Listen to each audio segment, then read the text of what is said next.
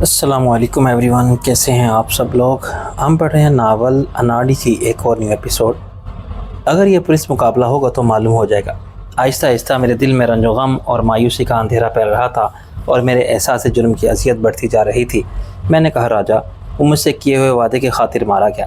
اتنا بیوقوف نہیں تھا یار، اس نے خود ہی تجھ سے کہا تھا کہ حکومت نے اپنے وعدے کے مطابق اعلان نہیں کیا۔ ہاں، لیکن وہ دوستی کے معاملے میں کتنا جذباتی تھا۔ اس نے کہا تھا کہ صرف موت ہی میرا راستہ روک سکتی ہے۔ راجا نے مجھے تسلی دی، یار ابھی سے خود کو دکھی کرنے سے کیا حاصل، وہ اپنی پناہ گاہ سے نکلا ہی نہیں ہوگا۔ نہیں راجا، ایسا ہوتا تو وہ مجھ سے رابطہ کرتا۔ اس نے وعدہ کیا تھا، ان دغاباز کتوں نے اسے موقع ہی نہیں دیا۔ پولیس نے اس کی اور میری ٹیلی فونک گفتگو سے اس کا سراغ لگا لیا ہوگا۔ راجا باہر دیکھتا رہا۔ پولیس کا ایسا ہی کردار ہے، وہ کچھ بھی کر سکتی ہے، پھر بھی حوصلہ رکھ یار۔ لیکن جتنا میں سوچتا تھا اتنا ہی میرا یہ یقین بڑھتا جاتا تھا کہ رانا کی سازش کامیاب ہو گئی۔ اس نے وزارت داخلہ کو میرے اور شامی کے تعلقات کے بارے میں پہلے ہی سب کچھ بتا رکھا تھا۔ وزیر داخلہ نے براہ راست رانا کی حمایت میں مجھے بے عزت کیا تھا اور مجھے دھمکی دے دی تھی کہ رانا سے مخالفت مجھے مہنگی پڑے گی۔ بے شک میرے پاس اس گفتگو کا ریکارڈ تھا، لیکن اس سے میں وزیر کے عہدے پر فائز کسی شخص کا کیا بگاڑ سکتا ہوں؟ وہ اپنے اثر رسوخ اور طاقت کی بنا پر کابینہ میں شامل کیا گیا ہوگا۔ وہ کوئی عام شخص نہیں کہ وزیر اعلیٰ اس کے خلاف کوئی قدم اٹھا سکے، خاص طور پر اس صورت میں جب اس کے خلاف براہ راست ملوث ہونے کا کوئی ثبوت ہی نہ ہو۔ جو کیا ہوگا پولیس نے کیا ہوگا اور اسے ایک کارنامہ سمجھا جائے گا۔ ابھی تک پولیس کی نظر میں اور حکومت کے لیے وہ ایک انتہائی مطلوب خطرناک مجرموں کا گروہ تھا۔ پولیس کیا جانے کہ اس کے حکومت سے کوئی ڈیل ہو رہی ہے۔ گاڑی جہلم کے ڈسٹرکٹ ہیڈ کوارٹر ہاسپٹل میں داخل ہوئی اور رک گئی۔ راجا کے اور میرے اتر جانے کے بعد غنی گاڑی کو پارکنگ ایریا کی طرف لے گیا۔ میرے پاؤں من بھر کے ہو رہے تھے۔ میرے دل کو احساس زیاں، ندامت کی اور غم و الم کی شدید اذیت نے جکڑ لیا تھا۔ رہ کے مجھے خیال آتا تھا کہ وہ میرا یاروں کا یار جو دنیا کے لیے دہشت کی علامت تھا، دوستی پر اعتبار کا بھرم رکھنے کے چکر میں مارا گیا۔ ایک نواب اور ایک ڈاکو کی کیا دوستی، اور ایسی دوستی جس میں آدمی وعدے پر جان گنوا دے۔ مردہ خانے کا ماحول بے حد بھیانک تھا۔ مجھے وہاں اپنے علاقے کے پولیس چوکی کا نگراں مل گیا جو ہنوز کچا تھانے دار تھا۔ اس نے بڑی عیار مسکراہٹ کے ساتھ آگے بڑھ کر مجھ سے مصافحہ کیا۔ جناب نواب صاحب، ہم تو آپ کی نظر کرم کے انتظار میں بیٹھے ہیں۔ میں نے بدمزیت سے کہا، کیا تمہیں وہ پلاٹ نہیں ملا؟ پلاٹ تو مل گیا جناب علی، آپ کی مہربانی سے، لیکن اپنی تھانے داری پکی نہیں ہوئی ابھی۔ آپ نے DIG صاحب سے ہماری سفارش نہیں کی۔ میں نے بے رخی سے کہا، تم اچھی طرح جانتے ہو وہ سفارش قبول نہیں کرتے، کہیں معاملہ الٹا نہ ہو جائے۔ حضور نواب صاحب، ہاتھی کے دانت کھانے کے اور ہوتے ہیں دکھانے کے اور۔ میں نے کہا، تم یہاں کیا کر رہے ہو؟ میں ڈیوٹی پر ہوں سر، وہ اسپاٹ لہجے میں بولا۔ جہاں کوئی لاش لائی گئی ہے، ایک دیوانہ مجذوب قسم کا بندہ ہمارے علاقے میں پھرتا رہتا تھا۔ راجا نے پوچھا، آپ دیکھ لیں اندر جا کے سر، یہ جو چوڑا کھڑا ہے نا مردہ خانے کے دروازے پر، اسی سے کہیں ایک پتا پکڑا دیں ہاتھ میں۔ اس نے بڑی رازداری سے کہا۔ ادھر سے میں بھی اشارہ کر دیتا ہوں لیکن پتہ نہ چلے کسی کو۔ سو کے ایک نوٹ نے مردہ خانے کے گیٹ پر لگے تالے کو کھول دیا۔ اندر اندھیرا تھا، چھت سے آویزاں 100 واٹ کا بلب اندر کے ماحول کو روشن کرنے میں ناکام تھا۔ شادی موت کا اندھیرا تھا جو یہاں در و دیوار سے لپٹا رہتا تھا اور اس کی پرخول فضا میں بھرا رہتا تھا۔ لاش فرش پر بھی پڑی تھی اور یہ سب گرد و نواح سے لائے گئے مردے تھے۔ ان کا بھی پوسٹ مارٹم ہونا تھا۔ جوان، بوڑھے، بچے، ایک طرف تو عورتیں الٹی پڑی تھی۔ اس وحشت ناک اور آدمی کی بے تکری کے منظر سے میری ہڈیوں میں بھی سردی اتر رہی تھی۔ مردہ خانے سے باہر زندگی کی ساری توانائی اور خوبصورتی کے مقابلے میں ان بے جان پڑی ہوئی لاشوں پر خندہ زن موت کا نظارہ کتنا عبرت آموز تھا۔ راجا جھک جھک کر ہر لاش کے چہرے پر غور کر رہا تھا۔ اچانک اس نے کہا، یہ اس کی لاش ہے۔ میں نے اس لاش کو دیکھا جس راجا نے پلٹ کے سیدھا کر دیا تھا۔ میرے کانوں میں ایک صدا گونجی، مولا ہی مولا، باقی سب رولا ہی رولا۔ پھر فضا گھنگرو کی جھنکار سے بھر گئی۔ حق حق حق۔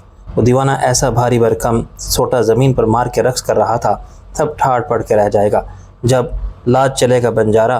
حق حق حق۔ راجا نے کہا، چل یار، میں نے دیکھ لیا ہے اس کے سینے اور سر میں گولیاں لگی ہیں، یعنی پولیس مقابلہ ہوا ہے۔ میں نے بے حسی سے کہا۔ باہر کھڑا ہوا تھانے دار کچھ بتانے پر تیار نہ تھا، کیا وہ حقیقت سے بے خبر تھا۔ راجا نے اسے براہ راست 5 اور پھر 10,000 تک دینے کی بات کی۔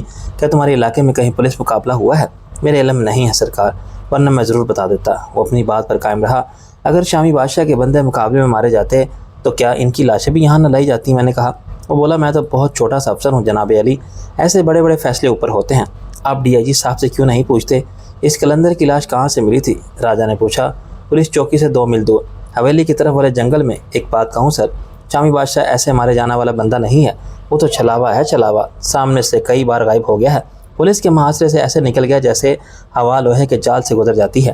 اس کی باتیں احمقانہ تھیں مگر میرے دل کو بڑا سکون مل رہا تھا۔ اندر سے ایک آواز اٹھی تھی جو کہتی تھی، خدا کرے ایسا ہی ہو، ایسا ہی ہو۔ چلتے ہوئے راجہ نے اس سے سوال کیا، جس علاقے سے یہ لاش ملی تھی کیا وہاں تم نے کچھ محسوس کیا تھا؟ تمہارا تو پولیس کا کافی تجربہ ہے، کوئی علامات تھیں کہ وہاں سے دوسری لاشیں بھی اٹھائی گئی ہوں؟ تم نے کوئی خون وغیرہ دیکھا ہو؟ اس نے پھر گھڑے جیسا سر ہلا دیا۔ نہیں سر۔ کیا آس پاس کسی نے فائرنگ کی آواز سنی تھی؟ مجھے نہیں معلوم سر۔ میں کچھ دیر صدمے سے نیم جہاں کھڑا رہا، پھر راجہ نے میرا ہاتھ پکڑ کے کھینچا اور میں تھکے تھکے قدموں سے اس کے ساتھ چل پڑا۔ جناب نواب صاحب، میں نے پیچھے سے ایک آواز سنی۔ میں نے پلٹ کے دیکھا، کیا بات ہے؟ کچا تھانہ دار بڑے پر اسرار انداز میں ادھر ادھر دیکھتا ہماری طرف آ رہا تھا۔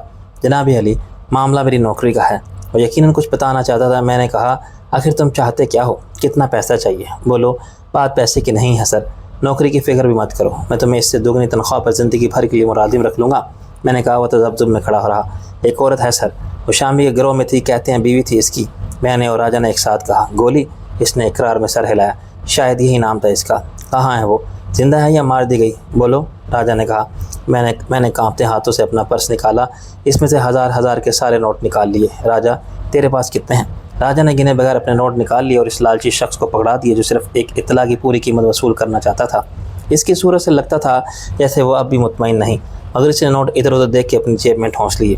دیکھیے جناب علی، کسی کو معلوم نہ ہو کہ میں نے آپ کو یہ بات بتائی تھی۔ اس نے مردہ خانہ کی طرف دیکھا۔ راجہ اور میں سمجھ گئے۔ مردہ خانے کے اندر میں نے بہت سی لاشوں کے درمیان 2 عورتوں کی لاشیں بھی پڑی دیکھی تھیں۔ یہ سب لاوارث لوگوں کی لاشیں تھیں، یا ان کی جو تدفین سے پہلے قانون کے مطابق پوسٹ مارٹم کے لیے یہاں لائی گئی تھیں۔ یہ لوگ طبعی موت مرتے تو سرکاری ہاسپٹل مردہ خانے کے فرش پر ایسی بے حرمت کے ساتھ نہ پڑے ہوتے۔ ان کی موت کے اسباب حادثاتی تھے یا وہ قتل ہوئے تھے۔ دونوں عورتوں کی لاشیں فرش پر الٹی پڑی تھی، چنانچہ میں نے ان کا چہرہ نہیں دیکھا تھا۔ میں نے اس کی ضرورت بھی محسوس نہیں کی تھی، کیونکہ میں شامی بادشاہ کے نامہ بر پولیس کے مخبر اور جعلی مرد کلندر کی لاش دیکھنے گیا تھا۔ تھانے دار کی بات سن کر میرے دل کو شدید صدمہ پہنچا اور دیکھے بغیر ہی مجھے یقین آ گیا کہ ان دونوں میں سے ایک عورت گولی ہوگی۔ گولی وہ عورت تھی جو پہلے کسی اور ڈاکو کی بیوی تھی۔ وہ مارا گیا تو گولی اس کے قتل کا انتقام لینے کے لیے شامی کے پاس پہنچی، کیونکہ اس کے یقین کے مطابق اس کے شوہر کا قاتل وہی تھا۔ مگر شامی اسے یقین دلانے میں کامیاب رہا کہ یہ جھوٹ ہے۔ پھر وہ شامی کی پناہ میں آ گئی اور بالآخر شامی نے اس سے شادی کر لی۔ وہ ایک انتہائی نڈر، باہمت اور جانثار عورت تھی۔ غنی نے میرے چہرے سے میرے دکھ کا اندازہ کر لیا۔ آئیے چلیے سر، جو ہونا تھا سو ہو گیا۔ غنی نے تھانے دار کی طرف دیکھا۔ یہ تو کہتا ہے اسے کچھ معلوم نہیں۔ میں نے کہا، میں دیکھوں گا غنی، اگر ایک لاش گولی کی ہے۔ تھانے دار نے گھبرا کے کہا، گولی کی لاش؟ ہاں، اگر شامی بادشاہ کا خاص آدمی وہ کلندر مارا گیا ہے، اس کی بیوی مار دی گئی ہے، تو پھر شامی کو بھی مار دیا گیا ہوگا۔ میں نے کہا، سر میں نے ایسی کوئی بات نہیں کی، مجھے نہیں معلوم گولی کہاں ہے، اس کی لاش یہاں نہیں ہے۔ غنی نے کہا، اندر 2 عورتوں کی لاشیں پڑی ہیں، ان میں شامی بادشاہ کی بیوی کوئی نہیں ہے، مجھے یہ کسی نے نہیں بتایا، خود میں نے گولی کو نہیں دیکھا۔ غنی نے غصے میں نوٹ اس کے ہاتھ سے چھین لیے۔ پھر کیا بات تھی جو تم بتانے جا رہے تھے اتنی رازداری سے؟ بتاؤ مجھے۔ اس نے مردہ لہجے میں کہا، مجھے معلوم یہ ہوا تھا اکثر کہ وہ زخمی ہے، اسے سرکاری ہاسپٹل میں رکھا گیا ہے، سخت پہرے میں۔ میں نے غنی سے لے کر نوٹ تھانے دار کو واپس کر دیے۔ اچھا، یہ تمہیں کس نے بتایا؟ چلو یہ بھی چھوڑو، وہ کس سرکاری ہاسپٹل میں ہے؟ اس نے نوٹ فوراً جیب میں ڈال لیا۔ راولپنڈی کے پولیس ہیڈ کوارٹر کے ہاسپٹل میں۔ غنی نے پوچھا، یہ اطلاع تمہیں یہاں کس نے دی؟ ہے کوئی بندہ؟ مجھے اس کا نام نہیں معلوم، اس نے فون کیا تھا کہ وہ آج نہیں آ سکتا، اس کی ڈیوٹی لگ گئی ہے۔ میں نے کہا، اس بندے کو یہاں آنا تھا؟ جی سر، لیکن میں اس کا نام نہیں بتاؤں گا۔ کیوں؟ تھانے دار نے قطعی لہجے میں کہا، خواہ آپ مجھے 1 لاکھ دیں یا 10 لاکھ۔ میں نے کہا، نام کی کوئی اہمیت بھی نہیں، اطلاع کا درست ہونا ضروری ہے۔ میں نے کہا، ظاہر ہے اس کے بعد میرا وہاں ٹھہرنا بے مقصد ہوتا۔ مجھے معلوم ہو چکا تھا کہ شامی بادشاہ کے گروہ کا پولیس سے مقابلہ ضرور ہوا تھا، جس میں ایک مخبر ہلاک ہوا تھا اور شامی کی بیوی زخمی ہو کر پولیس کے ہاتھ لگ گئی تھی۔ باقی لوگوں کے بارے میں فرض کیا جا سکتا تھا کہ کچھ تو مارے گئے ہوں گے اور کچھ پکڑے بھی گئے ہوں گے، شاید کچھ جان بچا کے فرار ہونے میں کامیاب رہے ہوں۔ شامی بادشاہ کے ساتھ کیا ہوا یہ معلوم کرنا بھی آسان نہ تھا، مگر میں لا تعلق ہو کر نہیں بیٹھ سکتا تھا۔ مجھے جتنا صدمہ تھا اس سے زیادہ غصہ تھا۔ شامی بادشاہ کے خلاف ساری کارروائی کا ذمہ دار وہی صوبائی وزیر داخلہ تھا جو رانا کی حمایت میں میرے خلاف تھا۔ اس نے مجھے حکم دیا تھا کہ میں اپنے ترقیاتی منصوبے ختم کر دوں، اور حکم عدولی پر مجھے دھمکی دی تھی کہ وہ مجھے تباہ کر دے گا۔ چیف منسٹر سے میرے رابطے کے بعد وہ میرے خلاف تو کچھ نہ کر سکا، مگر اس نے میری کامیابی کو ناکامی میں بدل گیا۔ شامی کے اپنے ساتھیوں سمیت ہتھیار ڈالنے کی اطلاع ٹاپ سیکرٹ تھی، لیکن کہیں نہ کہیں سے یہ انفارمیشن لیک ہو گئی اور اس نے بڑی عیاری اور مکروہ فریب کی سازش سے ایک طرف اس خبر کو اشاعت سے روکا کہ حکومت نے شامی بادشاہ کو ہتھیار ڈالنے کی صورت میں تمام مقدمات سے بری کرنے اور اس کے ساتھیوں سمیت ایک باعث زندگی گزارنے کی پیشکش کی ہے۔ دوسری طرف اس نے اپنی ہر خفیہ ایجنسی کو صدبدائی کے نوح مامور کر دیا اور اپنی ماتحت پولیس کو صدبدائی جانے والے ہر راستے پر اسلحہ دے کر بٹھا دیا کہ شامی بادشاہ عام راستے سے گزر کر جائے یا خاص راستے سے حویلی پر پہنچنے سے پہلے ہی اس کو وارننگ دیے بغیر مار دو، اور غالباً ایسا ہی ہوا۔ وزیر اعلیٰ کی وجہ سے معاملہ سنگین اور پیچیدہ بن گیا تھا۔ وہ اپنی پیشکش میں مخلص تھا اور کسی قسم کی وعدہ خلافی نہیں چاہتا تھا۔ جب شامی بادشاہ وعدے کے مطابق ہتھیار ڈالنے نہیں پہنچا تو وہ مجھ سے بدگمان ہوا اور یہ سمجھا کہ صرف اسے صدبدائی بلانے کے لیے میں ایک جھوٹ کا سہارا لیا تھا۔ جب صورتحال اس پر واضح ہوئی کہ اس پلان کو فیل کرانے میں خود اس کی وزارت داخلہ ملوث ہے، جس نے حکومت کی پیشکش کے بارے میں پریس ریلیز جاری نہ ہونے دی اور کوئی اعلان نہ ہونے کے بعد شامی نے بھی رسک نہیں لیا، تو اس کا دل میری طرف سے ضرور صاف ہو گیا۔ پھر ہم نے وزیر داخلہ کے رویے کی شکایت کرتے ہوئے اسے میری اور وزیر صاحب کی نجی گفتگو پر مبنی کیسٹ پیش کی۔ یہ کیسٹ اس نے فرصت ملتے ہی سن لی ہوگی۔ اب خدا نخواستہ شامی بادشاہ وزارت داخلہ بلکہ وزیر داخلہ حکومت پر دھوکے سے گھیر کے مار دیا گیا تھا تو چیف منسٹر یقیناً اس پر سخت برہم ہوگا۔ عام حالات میں شامی بادشاہ اور اس کے گروہ کا مارا جانا یقیناً بہت بڑی کامیابی سمجھا جاتا، لیکن اب چیف منسٹر نے سمجھ لیا ہوگا کہ سازش کس نے کی اور کیوں کی۔ وزیر داخلہ نے جو قدم شامی ڈاکو کے گروہ کو ختم کرنے کے لیے اٹھایا، در حقیقت مجھے نقصان پہنچانے کے لیے تھا۔ چیف منسٹر کی نظر میں میری پوزیشن خراب کرنے کی کوشش تھی، لیکن اس کی سازش بے نقاب ہو گئی۔ میں نے زبانی بتانے کے بعد اس کے خلاف ایک کیسٹ بطور ثبوت پیش کر دی۔ یقیناً وزیر اعلیٰ نے اسے اپنے خلاف ایک سازش سمجھا ہوگا۔ جو وہ چاہتا تھا وہ نہیں ہونے دیا گیا۔ ڈاکوؤں کے گروہ کو معاف کر کے شریفانہ زندگی گزارنے کا موقع دینا چاہتا تھا۔ وزیر داخلہ نے اس سے یہ موقع چھین لیا۔ راجہ کے ساتھ راولپنڈی کی طرف جاتے ہوئے ہم نے بڑی دکھی دل کے ساتھ اس صورتحال کو ڈسکس کیا۔ ابھی تک شامی ڈاکو کے گروہ کی پولیس مقابلے میں ہلاکت کی خبر عام نہیں ہوئی تھی، تو اس کی وجہ صرف یہی تھی کہ وزارت داخلہ اور وہ پولیس اہلکار جو شامی کے گروہ کو مارنے کے ذمہ دار تھے اب پریشان ہوں گے کہ وزیر اعلیٰ کو کیا جواب دیں۔ کسی بھی پولیس مقابلے کے بارے میں پریس یا پبلک کے سامنے ہر قسم کی غلط بیانی کی جا سکتی تھی، مگر چیف منسٹر کو بیوقوف بنانا بالکل ناممکن تھا۔ اس سوال کا جواب کوئی کیسے دے سکتا کہ حکومت کی پیشکش کے بارے میں 24 گھنٹے گزر جانے کے باوجود پریس ریلیز کیوں جاری نہیں ہوئی؟ وزیر اعلیٰ اپنے وزیر داخلہ سے کیا کہتا ہے، ذمہ دار پولیس حکام کے خلاف کیا ایکشن لیتا ہے، یہ سب میرے لیے بیکار تھا۔ وہ شخص مارا جا چکا تھا جو خود کو میرا دوست کہتا تھا اور مجھے اپنا دوست سمجھتا تھا، اعتبار اور خلوص کے رشتے پر اتنا یقین رکھتا تھا کہ میرے کہنے کو کافی سمجھتے ہوئے چل پڑا تھا۔ یہ جانے بغیر کہ راہ میں فرشتے اجل کے ایجنٹ گھات میں ہیں، اس نے تو کہہ دیا تھا کہ میرا راستہ صرف موت روک سکتی ہے، ورنہ میں آؤں گا، ضرور آؤں گا۔ موت نے اسے حویلی نہیں پہنچنے دیا تھا۔ اب اس کی لاش نہ جانے کہاں تھی، کس بے گور و دفن پڑی تھی۔ جانتے بوجھتے یہ غلطی کرنے والے وزیر اعلیٰ کے سامنے کوئی نہ کوئی قابل قبول وضاحت پیش کر دیں گے۔ وزیر اعلیٰ کیا کرے گا؟ زیادہ سے زیادہ کسی کو معطل کر دے گا یا ٹرانسفر کر دے گا۔ یہ سب تو ہوتا رہتا ہے۔ اس سے شامی بادشاہ جیسا دوست تو مجھے واپس نہیں ملے گا۔ ابھی میں اتنا اہم بھی نہیں کہ میری خاطر وزیر اعلیٰ اپنی حکومت کے ایک وزیر کو عہدے سے الگ کر دے گا۔ بہت جلد یہ خبر تمام اخباروں کو جاری کر دی جائے گی، تمام ٹی وی چینلز پر نشر ہو جائے گی کہ نامی گرامی ڈاکو شامی بادشاہ، جس نے علاقے کے لوگوں کا جینا اچیرن کر رکھا تھا، پولیس مقابلے میں ہلاک کر دیا گیا۔ اس کے زندہ یا مردہ ہاتھ آنے پر 50 لاکھ کا انعام تھا۔ اس کے بعد رانا اور وزیر داخلہ ایک دوسرے کو مبارکباد دیں گے، ہاتھ ملائیں گے کہ اس نواب کے نطفے کی ساری سیاست کا کھانا خراب کر دیا۔ اس نے وزیر اعلیٰ کو بلا کر ہاسپٹل اور اسکول کا افتتاح تو کرا لیا، مگر اصل مقصد پورا نہ ہوا۔ رفیق کی بدماشی کی ساری طاقت شامی کے دم سے تھی۔ اس علاقے میں اپنی دہشت پھیلا رکھی تھی۔ خس و کم جہاں پاک دونوں مارے گئے اپنے اناڑی پن کی وجہ سے، نواب رفیق بھی اور شامی بادشاہ بھی۔ بھلا زمانہ کس پر اعتبار کرنے کا سوچ سکتا ہے، اور وہ بھی سیاست میں۔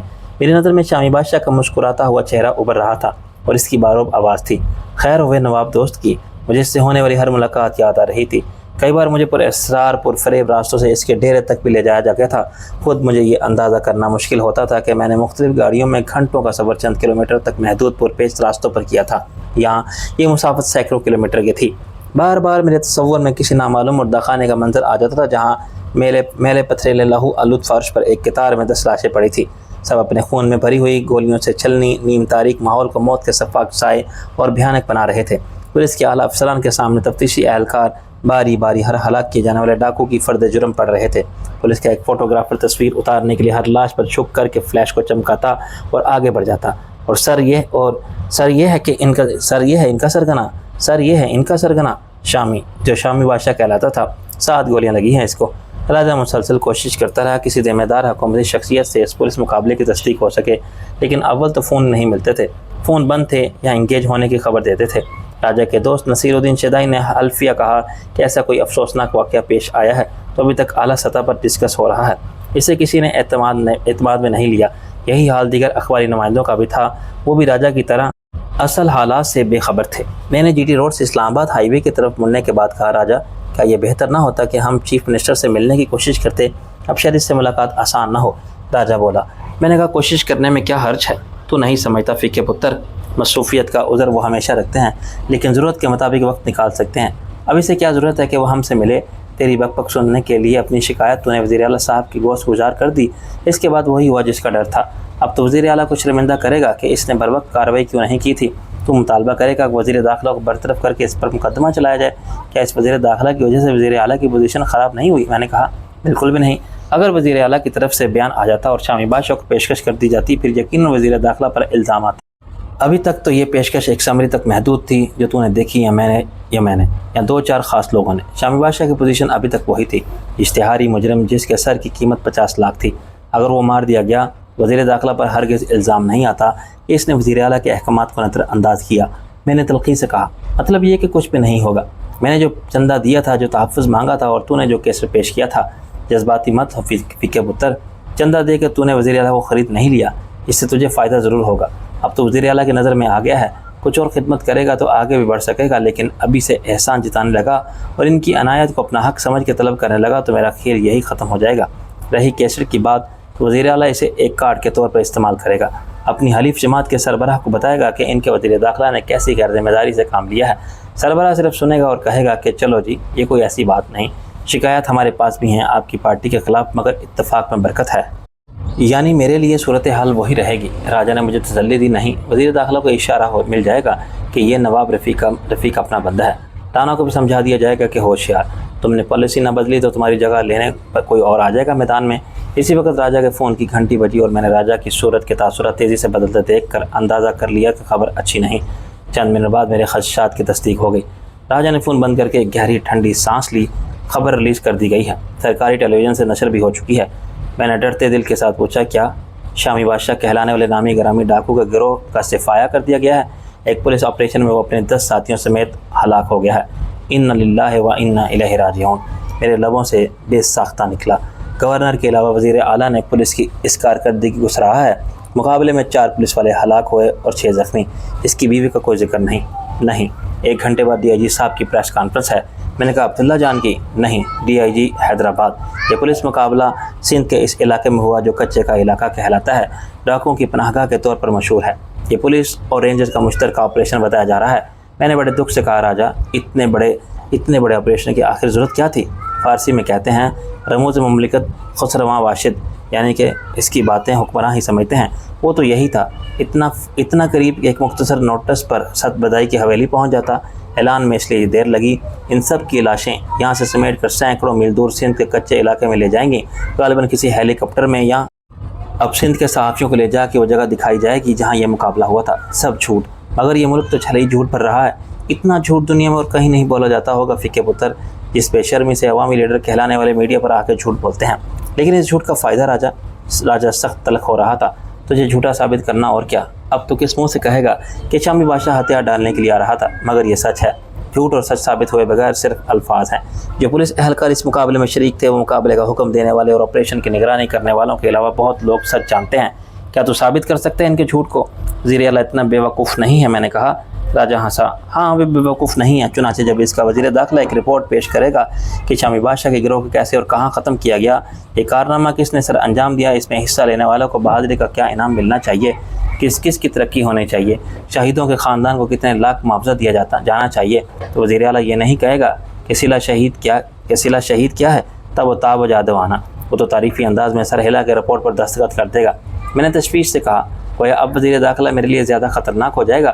وہ مجھے وزیر اعلیٰ کی نظر میں جھوٹا اور دھوکے باز ثابت کرے گا کہ شامی بادشاہ تو ہمیں دور نہیں تھا، رفیق نے جھوٹ بول کے آپ سے اپنا اسکول اور ہاسپٹل کا افتتاح کرا دیا۔ نہیں، ایسا نہیں ہوگا، کیونکہ وزیر اعلیٰ بھی ان میں شامل ہوگا جن کو حقیقت کا علم ہے۔ یہ کیسا دوگلا پن ہے، کیسی منافقت ہے راجہ نے آ بھری۔ یہاں اسی کا نام سیاست ہو گیا ہے۔ کہنے کو ہمارا وزیر اعلیٰ ایک جماعت کا ہے، وزیر داخلہ کا تعلق دوسری جماعت سے ہے، لیکن ان کی مخلوط حکومت ہے۔ انہوں نے اقتدار کی خاطر تعاون کا سمجھوتہ کر رکھا ہے، اور کسی تیرے جیسے سچ کا ڈھول بجانے والے کے لیے وہ اپنے درمیان کوئی اختلاف پیدا نہیں کر سکتے۔ میں لعنت بھیجتا ہوں ایسی سیاست پر۔ راجہ نے مجھے تھپکی دی، جذباتی مت ہو فقہ پتر، اب تو نے 1 کروڑ کے چندے کا اعلان کر دیا تو شک کسی کو نہیں رہا۔ تو نے وزیر اعلیٰ کی پارٹی جوائن کر لی ہے، تو حمام میں شامل ہو گیا ہے جہاں سب ننگے ہیں۔ ایک دن تو خود اپنے کپڑے اتار پھینکے گا، جیسے تو نواب بن گیا ہے ایسے ہی لیڈر بھی بن جائے گا۔ وقت سب سکھا دے گا تجھے۔ اس لیے گاڑی کو ہاسپٹل کے احاطے میں دیوار کے ساتھ کھڑا کر دیا تھا۔ یہ کوئی بہت بڑا ہاسپٹل نہیں تھا، اس کی 2 منزلہ عمارت یو شیپ میں بنی ہوئی تھی اور پولیس ہیڈ کوارٹر کا حصہ تھی۔ مین گیٹ کے سامنے ہیڈ کوارٹر کے دفاتر تھے، پچھلے حصے میں رہائشی بنگلوں اور کوارٹروں سے پہلے اس ہاسپٹل میں داخل ہونے کا راستہ الگ کر دیا گیا تھا۔ یہاں صرف پولیس کے عملے کی ملازمت کرنے والے اور ان کے اہل خانہ علاج معالجے کے لیے آ سکتے تھے، چنانچہ سیکیورٹی کے انتظامات کوئی خاص نہیں تھے۔ بیرونی حصے اور عمارت کی حالت سے بھی خستہ حالی عیاں تھی اور اندازہ ہوتا تھا کہ پولیس کے علاوہ بجٹ میں یہاں آنے والوں کو ملنے والی طبی سہولیات کا معیار کیا ہوگا۔ میں نے شفا انٹرنیشنل جیسے بین الاقوامی معیار کے چمکتے دمکتے ہاسپٹل بھی دیکھے تھے، جہاں مریضوں سے زیادہ شاندار کاروں کا رش نظر آتا تھا۔ مجھے حیرانی ہوئی کہ گولی جیسی عورت کو زخمی حالت میں یہاں کیوں لا کے رکھا گیا تھا۔ راجہ نے اس کی وجہ بتائی۔ پہلا مقصد رازداری، دوسرا نگرانی اور تیسرا تفتیش۔ تب پولیس کے تحویل میں علاج تو ہر جگہ ہو جاتا۔ میں نے کہا اس کی تصدیق کیسے ہوگی کہ گولی یہاں ہے؟ ابھی کچھ سوچتے ہیں، راجہ نے کہا۔ ہم ہاسپٹل کی کینٹین کے ایک گوشے میں بیٹھ کے، وہاں ہر چیز گندی تھی، دیواریں، میز، کرسیاں، چائے کی پیالیاں، ماحول جس میں سستے سگریٹوں کا دھواں بھرا ہوا تھا اور بو تھی۔ تاہم چائے گرم مل گئی۔ ہم نے اس کچے تھانے دار کی اطلاع پر آنکھ بند کر کے یقین کر لیا اور یہاں بھاگے چلے آئے۔ میں نے کہا، راجہ بولا، اس کا سالہ جھوٹ نہیں بول سکتا اپنے جیجا سے، اس کا سالہ یہاں ہے۔ راجہ نے سر ہلایا۔ جی، تو وہ 1 لاکھ اور 10 لاکھ کا لے کر بھی بتانے سے انکاری تھا کہ اطلاع کس نے دی۔ بیوی سے جوتے مارتی، تو جانتا ہے کسی کو یہاں؟ بہت سے لوگ مجھے جانتے ہیں، میں دیکھ رہا ہوں فیکے پتر، کوئی کام کا بندہ نظر آئے؟ کام کا بندہ فوراً ہی آ گیا۔ وہ ایک نوجوان کانسٹیبل تھا، سیاہ مگر ہیرو ٹائپ۔ اس وقت وہ وردی میں نہیں، شرٹ اور جینز میں تھا اور بڑے اسٹائل سے بنے بالوں پر ہاتھ پھیرتا ہے کاؤنٹر کی طرف سگریٹ خریدنے جا رہا تھا۔ جب وہ سگریٹ جلا کے بڑے اسٹائل سے کش لیتا واپس ہوا تو راجہ نے اسے آواز دی، ہیلو اکشے کمار۔ اس نے چونک کر دیکھا اور تیر کی طرح راجہ کی طرف آیا۔ اس کی صورت بھی کافی حد تک اکشے کمار سے مشابہت تھی۔ راجہ صاحب، وہ خوش ہو کے بولا اور ہاتھ ملا کے بیٹھ گیا۔ آپ یہاں کیا کر رہے ہیں؟ وہی جو ہم کرتے ہیں، تم سناؤ ہیرو، کوئی چانس بھی ملا ہے یا نہیں؟ وہ جھیم کر مسکرایا۔ کہاں سر، آپ سے کہا تھا یہ فلمی صحافی بھی تو آپ کے دوست ہو گئے، کسی سے ملوا دیں گے ہیرو۔ موٹر سائیکل کون سی ہے آج کل؟ وہی یامہا ہے سر، 8 سال پہلے کا ماڈل۔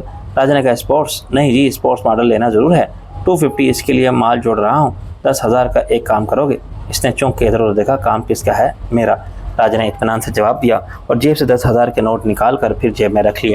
اکشے کمار نے ایک کش لے کر سگریٹ کو زمین پر جوتے سے مسلا اور بولا، میرے بس میں ہوگا تو ضرور کروں گا، آپ سے سودے بازی بھی نہیں کر سکتا، کام بتائیں۔ راجہ نے کہا، آج ایک ڈاکو مارا گیا ہے پولیس مقابلے میں، اس کی بیوی کو زخمی حالت میں یہاں رکھا گیا ہے، معلوم کرو وہ کہاں ہے۔ اکشے کمار سوچ میں پڑ گیا۔ آپ کا اس سے کیا تعلق ہے سر؟ راجہ نے میری طرف دیکھا۔ کچھ عرصے قبل وہ ان کی بہن کو اغوا کر کے لے گیا تھا اور اس سے شادی کر لی تھی۔ یہ دیکھنا چاہتے ہیں کہ کیا یہ وہی عورت ہے؟ بس ایک نظر دیکھنا ہے، وہی ہوگی تو پھر اسے بچانے کے لیے کچھ کریں گے۔ اکشے کمار نے میری طرف دیکھا۔ یہ کون ہے؟ راجہ مسکرایا۔ چودھری سلطان کا نام سنا ہے؟ گجرات کے بہت بڑے زمیندار ہیں، کئی فلمیں پروڈیوس کر چکے ہیں، آج کل ایک نئی ایکٹریس ہے فریال، اس کے ساتھ فلم کی شوٹنگ چل رہی ہے۔ اکشے کمار بڑے جوش سے بولا، میں نے سائن بورڈ دیکھے ہیں۔ راجہ مسکرانے لگا۔ یہی ہیں چودھری سلطان۔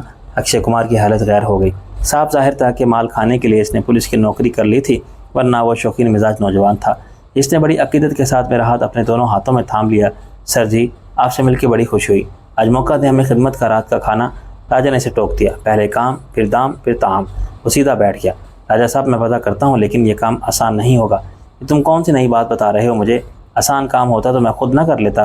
سوچ لو، تقدیر نے تمہارے دروازے پر دستک دی ہے۔ دروازے تو اور بھی ہیں، راجہ نے عیاری سے کہا۔ وہ جلدی سے بولا، نہیں سر، میں نے انکار تو نہیں کیا، لیکن ایک وعدہ آپ بھی کریں، رات کا کھانا چودھری صاحب اور آپ میرے ساتھ کھائیں گے۔ ادھر اسلام آباد میں دامنے کو سے اوپر جائیں تو پیر سہاوا ہے، ہاں وہاں نیا ریسٹورنٹ بنا ہے، منال۔ خیر، اس کا انحصار ہے تمہاری کارکردگی پر۔ میں نے اکشے کمار کے کندھے پر ہاتھ رکھا۔ میں غور کر رہا تھا، تم تو بالکل بنے بنائے اکشے کمار ہو۔ وہ خوشی سے پھول گیا۔ کیا آپ کو بھی ایسا لگتا ہے؟ میرے یار دوست کہتے ہیں کہ اکشے کمار کا رنگ بھی بالکل میرے جیسا ہے، فلم میں اسے میک اپ سے گورا دکھاتے ہیں۔ میں نے مسکرا کے سر ہلایا۔ یہ بالکل صحیح ہے، کیمرے کے سامنے ہو نظر آنے والی کسی ہیروئن کو میک اپ کے بغیر دیکھو تو وہ چڑیل لگے گی، جہاں تک کہ ایشوریا رائے بھی میں نے دیکھا ہے، وہ دم بخود رہ گیا۔ لیکن سر، وہ تو ملکہ حسن تھی، میں نے تندیاں مسکراہٹ کے ساتھ کہا۔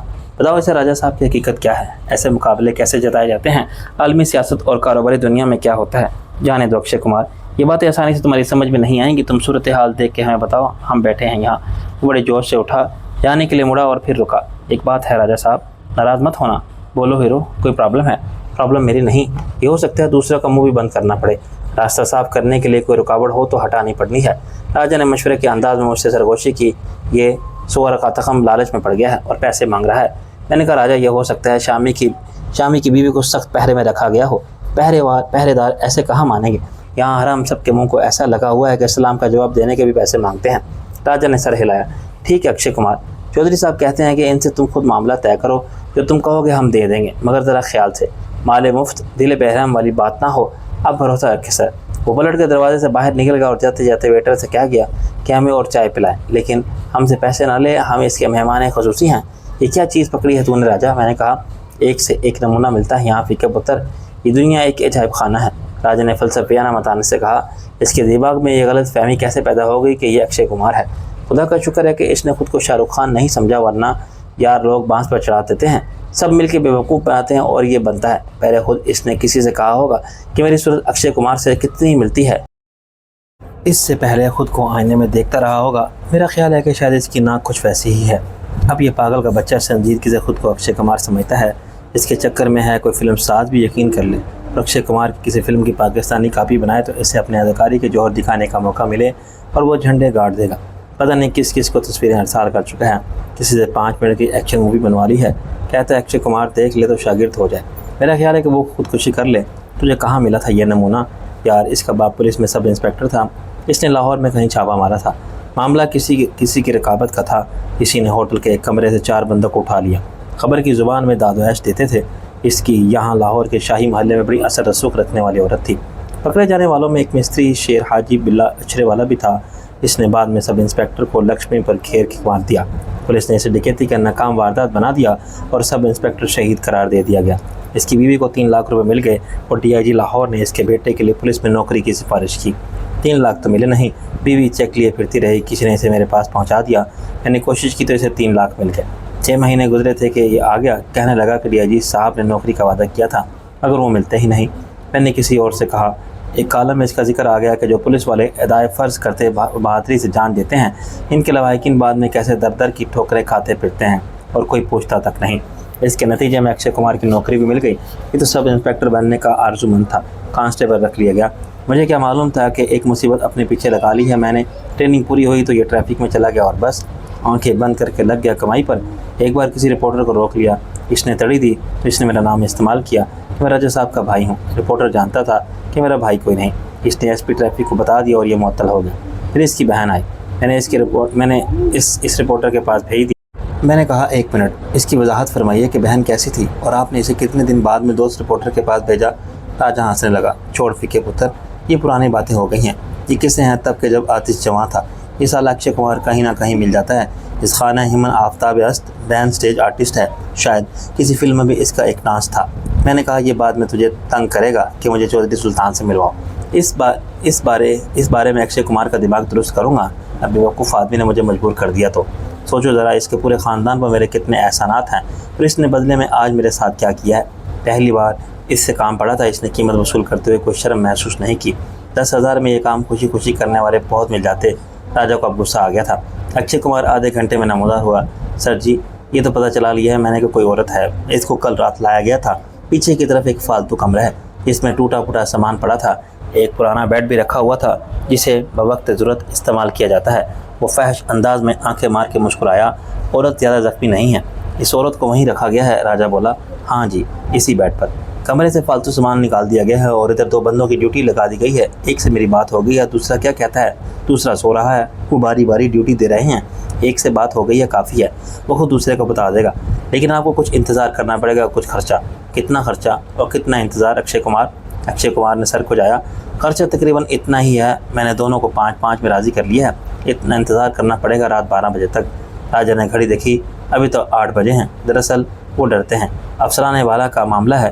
میں نے کہا کہ اس عورت کے ملاقاتی ہیں تو انہوں نے اپنے کانوں کو ہاتھ لگایا کہ ہماری نوکری چلی جائے گی۔ میں نے انہیں تسلی دی کہ کسی کو پتہ نہیں چلے گا۔ انہوں نے پوچھا کہ کون ملنا چاہتا ہے؟ میں نے جھوٹ بول دیا کہ 2 عورتیں ہیں۔ اکشے کمار، سر آپ میری بات سن لیں۔ مجھے ڈر تھا کہ مردوں کا سن کر وہ انکار نہ کر دیں، عورتوں کے معاملے میں سب نرم پڑ جاتے ہیں۔ میں نے کہا کہ ایک اس کی بہن ہے اور ایک بھابھی، 10 منٹ بات کریں گی اور چلی جائیں گی۔ تم بے شک ان کی تلاشی لے کر اپنا اطمینان کر لینا۔ تم پاگل ہو گئے اکشے کمار؟ سر آپ کو داد دینی چاہیے میری ذہانت کی، آپ کو برقعے میں لا کے دوں گا، اور برقعے میں ہمارا یہ حسین چہرہ جس پر 2 دن کی شیپ بڑی ہوئی ہے، کیا یہ زنانہ دکھائی دے گا؟ میں نے پوچھا۔ چہرہ کا میک اپ آپ کر لیں، زنانہ کپڑے پہن لیں۔ پھر بھی انہوں نے ہاتھ پھیر کے دیکھا تو ہماری مردان کی راجا خفگی سے بولا، اب مجھ پر بھروسہ کریں سر، ایسا کچھ نہیں ہوگا۔ میں کہہ دوں گا کہ پٹھان عورتیں ہیں، کسی مرد کو چہرہ نہیں دکھائیں گی، ہاتھ لگانا تو دور کی بات ہے۔ زنانہ پولیس تلاشی لے سکتی ہے، یہ پولیس ہیڈ کوارٹر ہے، یہاں زنانہ پولیس بھی ہوگی؟ نہیں سر، آدھی رات کو کیسے لائے گا کوئی زنانہ پولیس کو گھر سے اٹھا کے؟ آپ تسلی رکھیں، کوئی آپ کو چیک نہیں کرے گا، بس آپ پیسے نکالیں۔ راجہ نے میری طرف دیکھا اور میں نے سر ہلا دیا۔ جو اس کی نظر میں اکشے کمار کی بے وقوفی تھی، وہ میری نظر میں ایک نئی صورتحال کی تصویر بنا رہی تھی اور میرا ذہن نئے امکانات پر غور کرنے میں مصروف ہو گیا تھا۔ راجہ نے اسے 10,000 ادا کر دیے، اگر وہ پیش کی طلب کر رہے ہیں تو انہیں ادا کر دو، تمہارے پیسے بعد میں۔ اس کا چہرہ اتر گیا۔ کیا آپ کو اعتبار نہیں مجھ پر جناب؟ میں نے اسے سمجھایا، ہم اتنی بڑی رقم جیب میں لے نہیں پھر رہے تھے، ابھی بندوبست کر لیں گے۔ اکشے کمار نے کہا، کوئی بات نہیں سر، اور پھر غائب ہو گیا۔ میں نے کہا، مہاراجہ میں کچھ اور سوچ رہا تھا۔ راجہ نے میرے ہاتھ پر ہاتھ مارا، کمال ہے، وہی میں بھی سوچ رہا ہوں۔ اس میں کمال کیسا؟ سب باکمال لوگ ایک ہی انداز سے سوچتے ہیں۔ میں نے کہا، وہ تو ٹھیک ہے، مگر بعد میں کیا ہوگا؟ جواری یہ نہیں سوچتے، اور ہم اتنے اناڑی جواری بھی نہیں۔ میں نے کہا، ہار سے مت ڈر، نو رسک نو گیم، ابھی بہت دیر ہے، ہمارے پاس سوچنے کے لیے بہت وقت ہے۔ نہیں پی کے پتر، تو نے سوچ لیا ہے۔ میں نے سمجھ لیا، بس اکشے کمار کو شک نہ ہو۔ راجہ نے کہا، کیا اس نے واقعی اپنے بھائی بندوں کو رشوت دی ہوگی؟ راجہ نے نفی میں سر ہلایا، مجھے بھی شک ہے، یہ رقم بھی اس نے اپنی جیب میں ڈال لی۔ اکشے کمار بڑا شاداں خندہ نمودار ہوا، وہ خوش کیوں نہ ہوتا؟ اچانک 20,000 اس کی جیب میں آ گئے تھے، یہ اس کی 4 مہینے کی تنخواہ سے بھی زیادہ تھی۔ ملاقات کا وقت ابھی دور تھا، وہ میں کھانا کھلانے لے گیا۔ اکشے کمار کے دماغ پر فلمی بھوت سوار تھا، اور سوچے سمجھے بغیر راجہ نے مجھے چودھری سلطان بنا کے مشکل میں ڈال دیا تھا۔ بے شک میں اس جعلی کانسٹیبل کو بڑے اعتماد سے بیوقوف بنا سکتا تھا۔ مجھے چودھری سلطان کے ہر ادھورے رہ جانے فلمی منصوبے اور اس کی ہر نامراد ہیروئن کے انجام کے بارے میں سب کچھ معلوم تھا۔ میں اسے فریال کے ماضی، حال اور مستقبل کی ہر بات بتا سکتا تھا، مگر میرا ذہن کچھ اور سوچنا چاہتا تھا، اور پاکستانی اکشے کمار کے سوالات مجھے مسلسل ڈسٹرب کر رہے تھے۔ میری یہ فلم کب مکمل ہوگی، کب ریلیز ہوگی، میں نے اپنی اگلی فلم کے بارے میں کیا فیصلہ کیا، اس کی ہیروئن کون ہوگی، ہیرو کون ہوگا؟ رات 10:30 بجے کے بعد میری جان چھوٹی جب اکشے کمار نے کہا کہ اب چلنا چاہیے، کیونکہ اسے کچھ بندوبست کرنا ہوگا۔ ایک برقع ہے اماں کا، مگر اسے شک پڑ جائے گا، اس کا قد بھی کم ہے۔ پھر کیا کرو گے؟ راجہ نے پوچھا۔ مجھے جانا پڑے گا بازار، وہاں میرا ایک دوست ہے، اس کی بیوی اور بہن دونوں لمبی ہیں، اور ان کے پاس برقعے بھی وہ ہیں شٹل کاک ٹائپ۔ میں اس کی نیت کو سمجھ گیا۔ دیکھو، ہم تمہارے ساتھ نہیں جا سکتے، ہمیں بھی ایک کام سے فلائٹ ٹون جانا ہے، تم ٹیکسی میں چلے جاؤ۔ راجہ نے کہا، ہم 12 بجے سے پہلے لوٹ آئیں گے، تم کہاں ملو گے؟ اس نے رضامندی ظاہر کی۔ وہیں کینٹین میں۔ میں نے کہا، نہیں، پارکنگ ایریا بہتر ہے۔ اس کے چلے جانے کے بعد ہم نے اپنے پلان کو فائنل کیا۔ راجہ نے غنی کو طلب کر لیا تھا، اور اس نے کہا تھا کہ وہ 11 بجے تک دوسری گاڑی میں پہنچ جائے گا۔ راجہ سے اس کی بات 8:30 بجے ہوئی تھی۔ غنی کے لیے 2 گھنٹے بھی کافی تھے۔ غنی اپنے ساتھ سفید ہونڈا سویک لایا تھا، اور ہدایات کے مطابق گاڑی کو ڈسٹرکٹ پولیس ہیڈ کوارٹر سے کافی فاصلے پر روک کر ہمارا انتظار کر رہا تھا۔ راجہ نے اسے دور ہی سے دیکھ لیا اور اپنی گاڑی اس کے قریب نہیں لے گیا۔ ہم سیدھے گیٹ سے گزرے اور پارکنگ ایریا میں جا رکے۔ غنی 5 منٹ بعد نمودار ہوا۔ ہاسپٹل کا نقشہ ہمارے سامنے تھا۔ باتوں باتوں میں راجہ نے اکشے کمار سے معلوم کر لیا تھا کہ جس کمرے میں شامی بادشاہ کی بیوی اور اب بیوہ کو قید میں رکھ کے علاج کیا جا رہا ہے، وہ کس سمت میں ہے۔ ہاسپٹل کے اندر وہ رونق نہیں تھی جو دن میں نظر نہیں آتی، لیکن لوگوں کے آنے جانے پر کوئی پابندی نہ تھی۔ یہ سرکاری ہاسپٹل تھا اور صرف پولیس کے لیے مخصوص تھا، چنانچہ اوقات ملاقات صرف ضابطے کی کارروائی پوری کرنے کے لیے ایک بورڈ پر لکھ دیے گئے تھے۔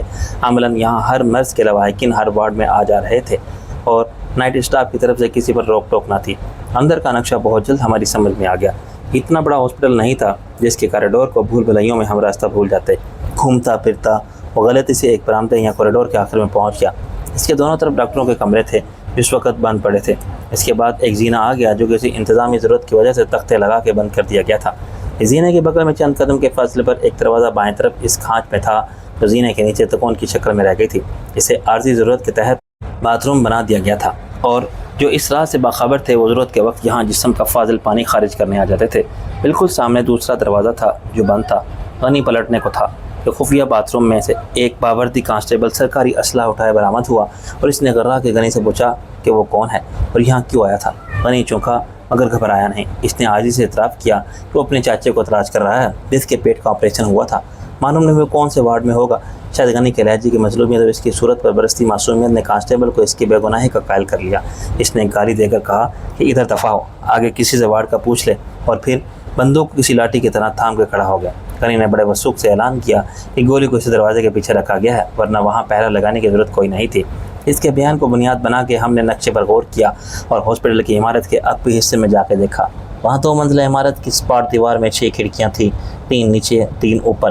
نچلی منزل پر دائیں بائیں کی کھڑکیاں روشن تھیں اور اندر کسی وارڈ کا منظر تھا۔ درمیان والی کھڑکی ہی ہم سب کی یقین کے مطابق اس کمرے کی کھڑکی ہو سکتی تھی جس میں گولی قید تھی۔ غنی نے ادھر ادھر دیکھ کر کہا، اگر گاڑی اس کھڑکی کے ساتھ لا کے کھڑی کر دی جائے تو اسے یہاں سے نکالا جا سکتا ہے۔ راجہ نے نفی میں سر ہلایا۔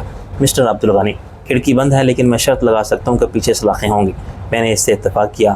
اس کمرے کو گولی کا قید خانہ قرار دینے والے اتنے احمق نہیں ہو سکتے کہ گولی کے لیے فرار کو اتنا آسان چھوڑ دیتے کہ وہ جب موقع ملے کھڑکی کھول کے نکل جائے۔ اسے کاریڈور سے گزار کے لے جانا ہوگا، وہ کیسے؟ اگر اس قابل ہوئی کہ وہ اپنے پیروں پر چل سکے پھر بھی یہ مشکل ہوگا، اور اسے اٹھا کے لے جانا پڑا تو بالکل ہی ناممکن۔ ہم خود برقعے میں ہوں گے، گود کا بچہ ہو تو برقعے میں نظر نہیں آتا، لیکن ایک فل سائز کی عورت لے کے جانا ناممکن ہے۔ میں نے کہا۔ راجہ بولا، فرض کرو وہ اپنے پیروں پر چلنے کے قابل ہے۔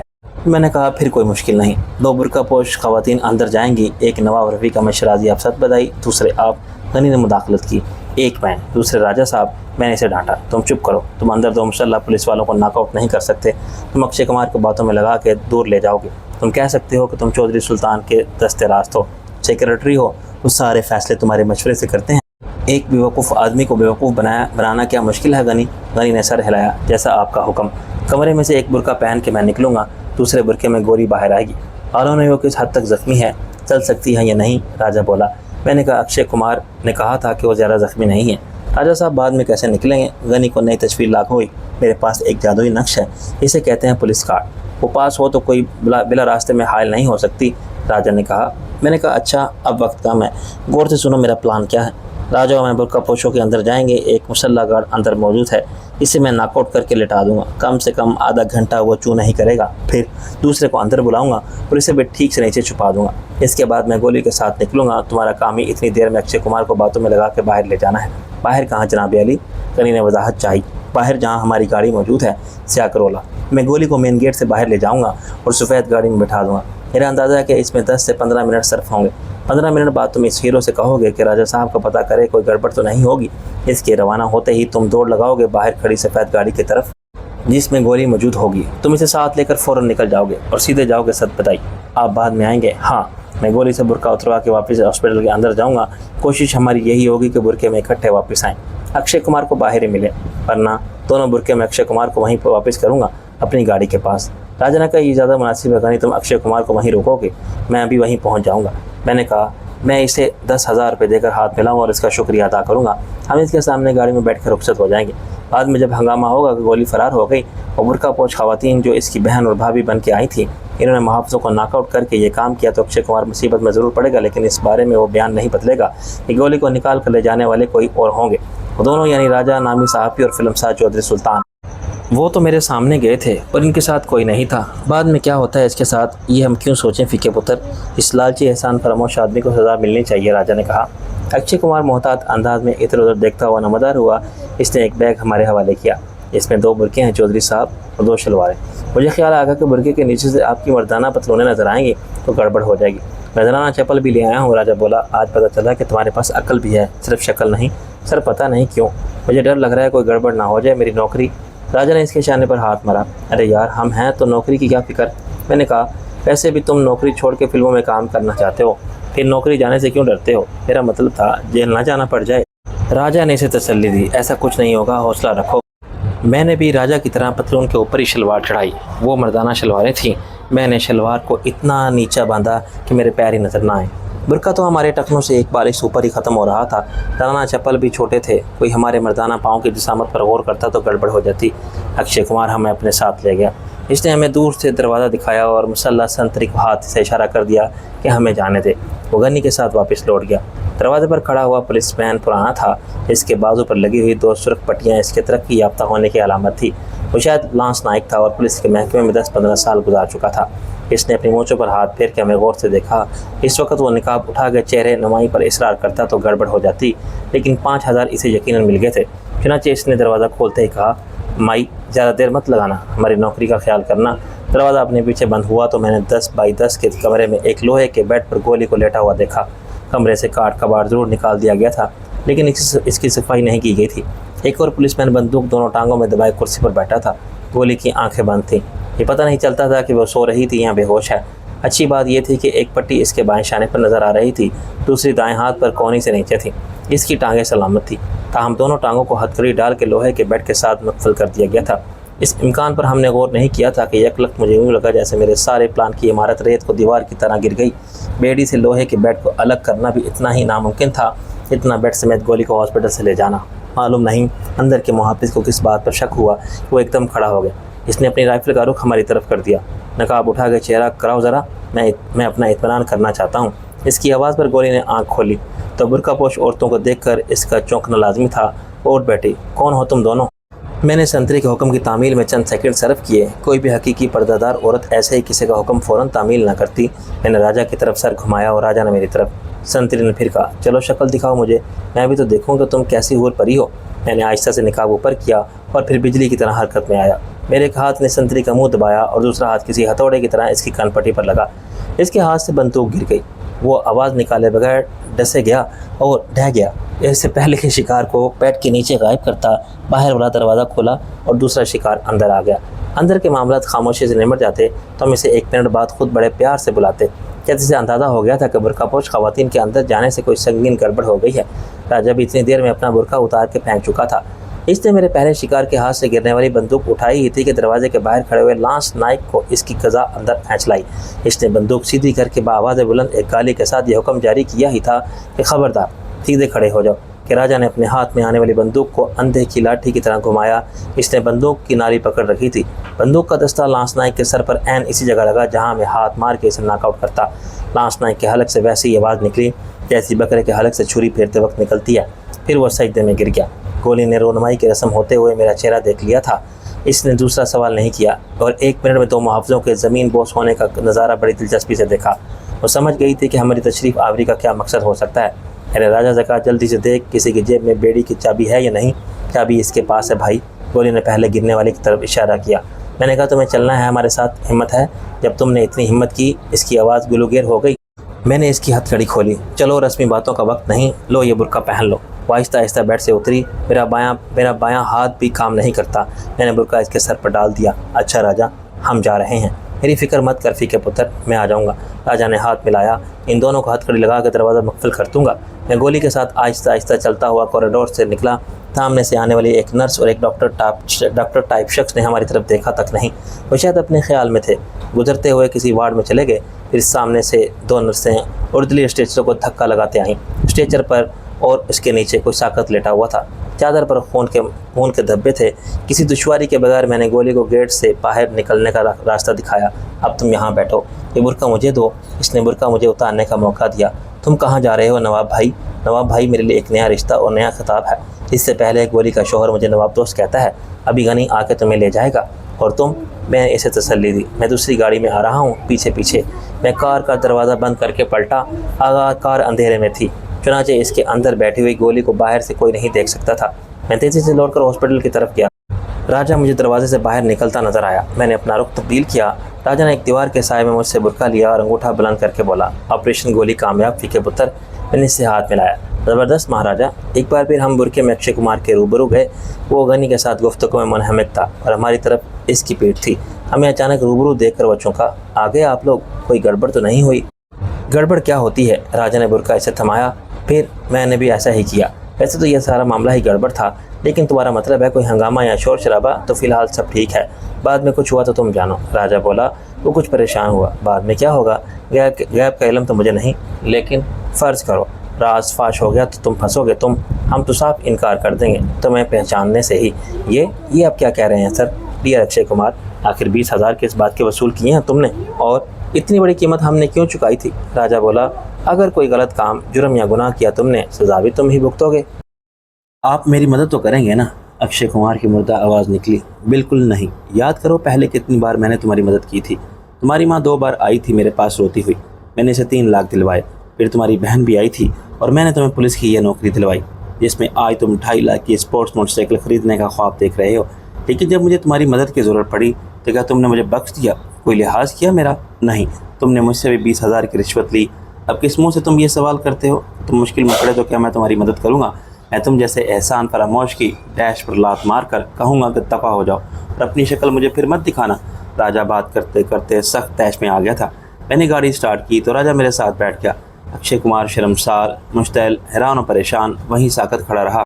اس کو یقین نہیں آ رہا تھا کہ اس کا مستقبل، فلمی مستقبل، تباہ ہو چکا ہے۔ خود اپنی بیوقوفی سے جو اس کے ساتھ ہونے والا تھا، اس کا ابھی وہ کیسے اندازہ کر سکتا تھا۔ گاڑی باہر نکلی تو میں نے کہا، تو نے میرا دل خوش کر دیا راجہ۔ راجہ مسکرانے لگا۔ سالے پر 14 طبق روشن کر دیے میں نے۔ اکشے کمار کی اولاد، ابھی اس کی سزا باقی ہے، پتہ چلے گا اس کے 20,000 کتنے مہنگے پڑے ہیں۔ مجھے اس پر سخت طیش آیا۔ چل چھوڑ یار، ہمارا کام ہو گیا، ورنہ مجھے بالکل یقین نہیں تھا کہ جو میں نے سوچا ہے وہ کسی دشواری کے بغیر ہو جائے گا۔ پریشان تو میں گولی کے پیروں میں بیڑی دے کے ہو گیا تھا۔ چابی نہ ملتی تو زنجیر کو فائر کر کے ڈراتے اور پورے ہاسپٹل کو متوجہ کرتے۔ یہ ایسی جگہ تھی جہاں سے ہم گولیاں چلاتے ہوئے نکل ہی نہیں سکتے تھے۔ پولیس ہر طرف سے ہمیں گھیر لیتی۔ چل یار، اب اس کی کیا فکر کرنی جو نہیں ہوا، یہ سوچ کے آگے کیا کرنا ہے۔ راجہ بولا، اکشے کمار ایک تیرا نام لے گا، دوسرا چودھری سلطان کا۔ اپنی جان بچانے کے لیے اسے سچ بتانا پڑے گا، کوئی یقین کرے نہ کرے۔ راجہ ہنسا۔ ثبوت نہ آتا تجھے وہ جانتا نہیں اور اپنی بے گناہی کے گواہ میں بنا لوں گا تو مجھے مری روڈ پر اتار کے جا۔ وہاں ایک بڑے توپ قسم کے اخبار کا دفتر ہے، وہاں میں نے کئی سال کام کیا تھا۔ آج بھی کم سے کم میرے نصف درجن مخلص دوست اور جانثار ہیں۔ میرے کہنے سے وہ قسم کھانے پر تیار ہو جائیں گے کہ میں نے شام سے انہی کے ساتھ تھا۔ میں نے کہا چودھری سلطان بھی آج کل لاپتہ ہے، دراصل مجھے ایک انفارمیشن لینی ہے۔ مجھے شک ہے کہ پولیس نے شامی ڈاکوؤں سے مقابلے کے بعد گولی کو جائے واردات سے غائب کر دیا ہے، اس کا کسی رپورٹ میں ذکر ہی نہیں ہوگا۔ اسی آپریشن کے اصل ذمہ داروں نے کہا ہوگا کہ شامی کی بیوی کو یہاں سے ہٹا دو اور کسی محفوظ مقام پر رکھو، اس سے بعد میں تفتیش کریں گے۔ یہ دے گی پوری انفارمیشن۔ شامی کی بیوی ہر واردات کی تفصیل بتائے گی، اس کا بیان تفتیشی رپورٹ میں شامل ہوتا اور عدالت کے روبرو رکھا جاتا۔ تفتیش کے دوران یہ تشدد سے ہلاک بھی ہو جاتی تو کوئی قیامت نہ آتی۔ میں نے کہا اگر تیری بات درست ہوئی، اور مجھے لگتا ہے کہ درست ہوگی، تو افسران بالا بہت دل میں لائیں گے۔ ہم نے اس عورت کو بچا لیا، ورنہ اس میں سے انفارمیشن نچوڑ کر نکالنے کے لیے نہ جانے کب تک اسے ٹارچر برداشت کرنا پڑتا۔ اس فن کے ماہرین آسانی سے مرنے بھی نہیں دیتے۔ سوال یہ ہے کہ ہم اسے کہاں رکھیں گے؟ اس سوال کا جواب گولی سے تفصیلی گفتگو کے بعد دیا جا سکتا ہے۔ بس تو مجھے یہاں اتار۔ رات کے 1:30 بجے میں نے راجہ کو نالا لئی پر اتار کر اور اس کو کراس کر کے ایک عمارت کے سامنے اتارا۔ نیچے قالین پردے والوں کے شوروم تھے، اوپر بھی بلڈنگ کا صرف وہ حصہ روشن تھا جس میں اخبار کا دفتر تھا۔ میں سیدھا مرید کے پل کے نیچے سے گزرا اور بائیں طرف گھوم کے ضلع کچہری والی سڑک پر سے گیا۔ یہی سڑک سیدھی آری ہاؤس سے اور ایوینیو پارک کے سامنے سے گزر کے جی ٹی روڈ سے مل جاتی تھی۔ اس وقت سڑک پر ٹریفک نہ ہونے کے برابر تھی۔ چنانچہ 20 منٹ بعد میں راولپنڈی سے نکل کے دینا کی طرف روانہ تھا۔ میرے موبائل فون کی گھنٹی بجی تو میں نے کال ریسیو کی۔ ہاں غنی، آپ کہاں ہیں سر؟ میں نے کہا رواد کے قریب۔ اور تم؟ میں نے دینا کراس کر لیا ہے۔ سب خیریت ہے سر؟ میں نے کہا بالکل خیریت ہے، فکر کو کوئی بات نہیں۔ تقریباً پونے گھنٹے بعد میری گاڑی سے بدئی حویلی میں داخل ہوئی تو وہاں سب جاگ رہے تھے۔ کسی کو معلوم نہیں تھا کہ ہم گولی کو کہاں سے اور کیسے نکال کے لائے ہیں۔ شہناز نے گولی کو اپنے چارج پر لے لیا تھا اور اس کے زخموں کا معائنہ کرنے کے بعد اسے علاج کے بہانے نیند انجیکشن بھی لگا دیا تھا۔ چنانچہ میرے پہنچنے سے قبل ہی وہ سکون سے سو چکی تھی۔ خواتین کی افسردگی جائز تھی۔ گولی زخمی تھی اور اس پولیس مقابلے میں اپنے بہادر شوہر کو اپنی آنکھوں کے سامنے مرتا دیکھا تھا۔ اس کے باوجود نہ وہ دیوانہ وار چیخ و پکار کر رہی تھی اور نہ شوہر کے لیے آنسو بہا رہی تھی۔ صرف رابعہ ہی کہ اس خیال کا اظہار کیا کہ مسلسل مجرمانہ سرگرمیوں اور شب و درد کی خون ریزی میں شریک رہنے سے اس کا دل پتھر ہو گیا ہے۔ میں نے گولی کو تہہ خانے منتقل کرانے کے بعد اس کے سیکیورٹی کو یقینی بنانے کے لیے مزید احکامات جاری کیے، حالانکہ اس کی ایسی ضرورت نہ تھی۔ غنی نے سب دیکھا تھا اور اس مہم میں ہمارے ساتھ شریک تھا۔ اس کا ذہن ہمیں ہر قسم کے خطرات اور مسائل سے محفوظ رکھنے میں ہماری ہدایات کا محتاج کبھی نہ تھا۔ جب تک اسے ذمہ داری نہیں سونپی گئی تھی، وہ ہماری نظر میں ایک بیوقوف اور کاہل قسم کا ٹرک ڈرائیور تھا، جس سے ریشم جیسی لڑکی محبت کی بیوقوفی میں مبتلا تھی۔ لیکن ایک ڈرائیور سے ہمارے چیف سیکیورٹی افسر کے عہدے پر فائز ہونے تک غنی کے جوہر کھلے تھے۔ اس کی ذہانت، معاملہ فہمی، فرض شناسی اور سب سے بڑھ کر اس کی جانثاری نے سب کو بے حد متاثر کیا تھا۔ اور آج ہم سب اس پر اتنا انحصار کرتے تھے کہ اس سے اندر باہر کی کوئی بات نہیں چھپاتے تھے۔ غنی ہمارا بیش قیمت اثاثہ تھا۔ وہ بیک وقت شوفر، محافظ، مشیر، رازدار اور قابل اعتماد ساتھی سب کچھ تھا۔ پہلے سے تنخواہ دی جاتی تھی۔ ریشم نے ہم سے وعدہ لیا تھا کہ شادی کے بعد ہماری طرف سے ان کو تحفے میں رہائش کے لیے علیحدہ گھر دیا جائے گا۔ عام لڑکیوں کی طرح اس نے بھی اپنے گھر کو اپنی جنت بنانے کے خواب دیکھ رکھے تھے، لیکن شادی ہوئی تو ان کے حالات بالکل بدل گئے تھے۔ ملازم تو وہ گھر کے فرد کی حیثیت اختیار کر چکے تھے اور اب حویلی میں رہنے والوں کی طرح خاندان کا ایک حصہ بن گئے تھے۔ کہیں کچھ مانگنے کی ضرورت نہیں رہی تھی، وہ مالک تھے اور اس عزت افزائی پر جتنے خوش تھے اس سے زیادہ فخر کرتے تھے۔ پولیس ذرائع نے تصدیق کر دی تھی کہ شامی بادشاہ کے نام سے شہرت پانے والے اور دہشت گردی میں معروف ڈاکوؤں کے گروہ کو رینجرز اور پولیس نے مشترکہ آپریشن میں بالکل ختم کر دیا گیا تھا۔ ٹی وی پر ان کی لاشیں بھی دکھائی گئی تھیں اور حیدرآباد کے پولیس حکام نے بڑھ چڑھ کر دعوے بھی کیے کہ جو سب جھوٹ تھے۔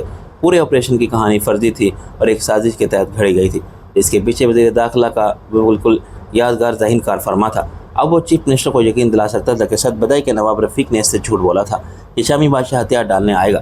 وہ کہیں قریب تو کیا، دور بھی نہیں تھا۔ پھر اس نے نواب رفیق سے کب اور کیسے ملاقات کی اور کیسے یقین دلایا کہ وہ اپنے ساتھیوں سمیت ہتھیار ڈالنے آ جائے گا۔ اپنی دانست میں وزیر داخلہ نے معاملہ الٹا میرے اوپر اور اپنے حق میں کر لیا تھا۔ شامی ڈاکو کو ہتھیار ڈالنے کے لیے پیشکش کے بارے میں کوئی پریس ریلیز جاری نہیں کی گئی تھی تو وہ کیسے آ سکتا تھا؟ اچھا ہی ہوا تھا ورنہ حکومت پنجاب کے لیے صرف سب کی ہوتی، گناہ بے لذت کی شرمندگی ہوتی۔ اس نے مجھ سے میرا ایک دوست چھین لیا تھا جس کی طاقت کو میں اپنی طاقت سمجھتا تھا۔ ایسا بالکل نہیں تھا، میں نے کبھی شامی کو کسی مخالف یا دشمن کو ڈرانے دھمکانے کے لیے استعمال نہیں کیا تھا، میں تو الٹا اسے راہ راست پر لانے اور اس کو شریف زندگی گزارنے کے لیے قائل کرنے میں کامیاب ہو گیا تھا۔ سازش کرنے والے کامیاب ہو گئے تھے۔ راجہ کا کہنا غلط نہ تھا کہ وزیر اعلیٰ سیاست کے میدان کا پرانا شاہ سوار ہے، وہ آنکھ بند کر کے ہر جھوٹی کہانی پر اعتبار نہیں کر سکتا، اور پولیس مقابلوں کے حقیقت سے بھی واقف ہوگا اور میرے خلاف رانا کی ریشہ دوانیوں سے بھی۔ وہ سمجھ لے گا کہ رانا اور وزیر داخلہ کا گٹھ جوڑ ہے جو میری اچھائی کو بھی برائی بنا رہا ہے، لیکن وہ کھل کے ایسا نہیں کہہ سکتا۔ نہ وہ اپنی حلیف جماعت کے وزیر کو ناراض کر سکتا ہے اور نہ میری حمایت کر سکتا ہے۔ میں نے کسی پلان اور مشورے کے بغیر 1 کروڑ چندے کا جو اعلان کیا تھا وہ میری دور اندیشی کی علامت بن گیا۔ اس طرح میں کھل کے رانا کے مقابل آ گیا تھا۔ میں نے اپنے سیاسی عزائم واضح کر دیے تھے اور یہ بھی اعلان کر دیا تھا کہ میں چیف منسٹر کی پارٹی کا حامی ہوں۔ مجھے خاک بھی علم نہیں تھا کہ اس پارٹی میں کون لوگ ہیں، اس کا منشور کیا ہے۔ اپنے پیارے وطن کی سیاست ان جھمیلوں سے آزاد تھی۔ یہاں سیاست سب سے منافع بخش پیشہ اور اقتدار کے حصول کا واحد مقصد ذاتی مفاد کا فروغ ہوتا تھا۔ ملک یا عوام کی بات کھلی منافقت تھی، جس کا مظاہرہ جلسے جلوسوں میں اور ٹی وی پروگرام یا پریس کانفرنس میں بڑی بے شرمی سے ہوتا ہے۔ کہ ایسی سیاست میرا مقصد تھی؟ میں نے سوچا نہیں، ہرگز نہیں۔ میں تو کسی قسم کی سیاست سے بھی لا تعلق رہنا چاہتا تھا، لیکن اب یہ مشکل بلکہ میرے لیے ناممکن بنا دیا گیا تھا۔ دریا پار اترنا ہے تو پانی میں ہی اترنا ہی ہوگا، پانی گندا ہو یا صاف، تیرنا آتا ہے یا نہیں یہ مت سوچو ورنہ کنارے پر کھڑے رہو گے، لہریں گنتے رہو۔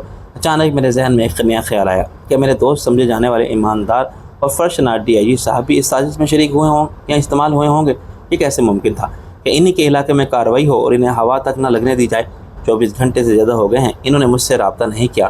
ان سے رابطے کی میری ہر کوشش ناکام رہی۔ شاید اعلیٰ سطحی اجلاس کے لیے وہ اسلام آباد گئے ہوں، ممکن ہے انہیں حیدرآباد بھی جانا پڑا ہو، لیکن اس کے بعد یہ شرمندگی کا احساس ہے یا کچھ اور کہ انہوں نے مجھے کچھ بتانا ضروری نہیں سمجھا۔ اتنے بڑے افسر کو کسی کے سامنے وضاحت پیش کرنے کی ضرورت ہی کیا ہے؟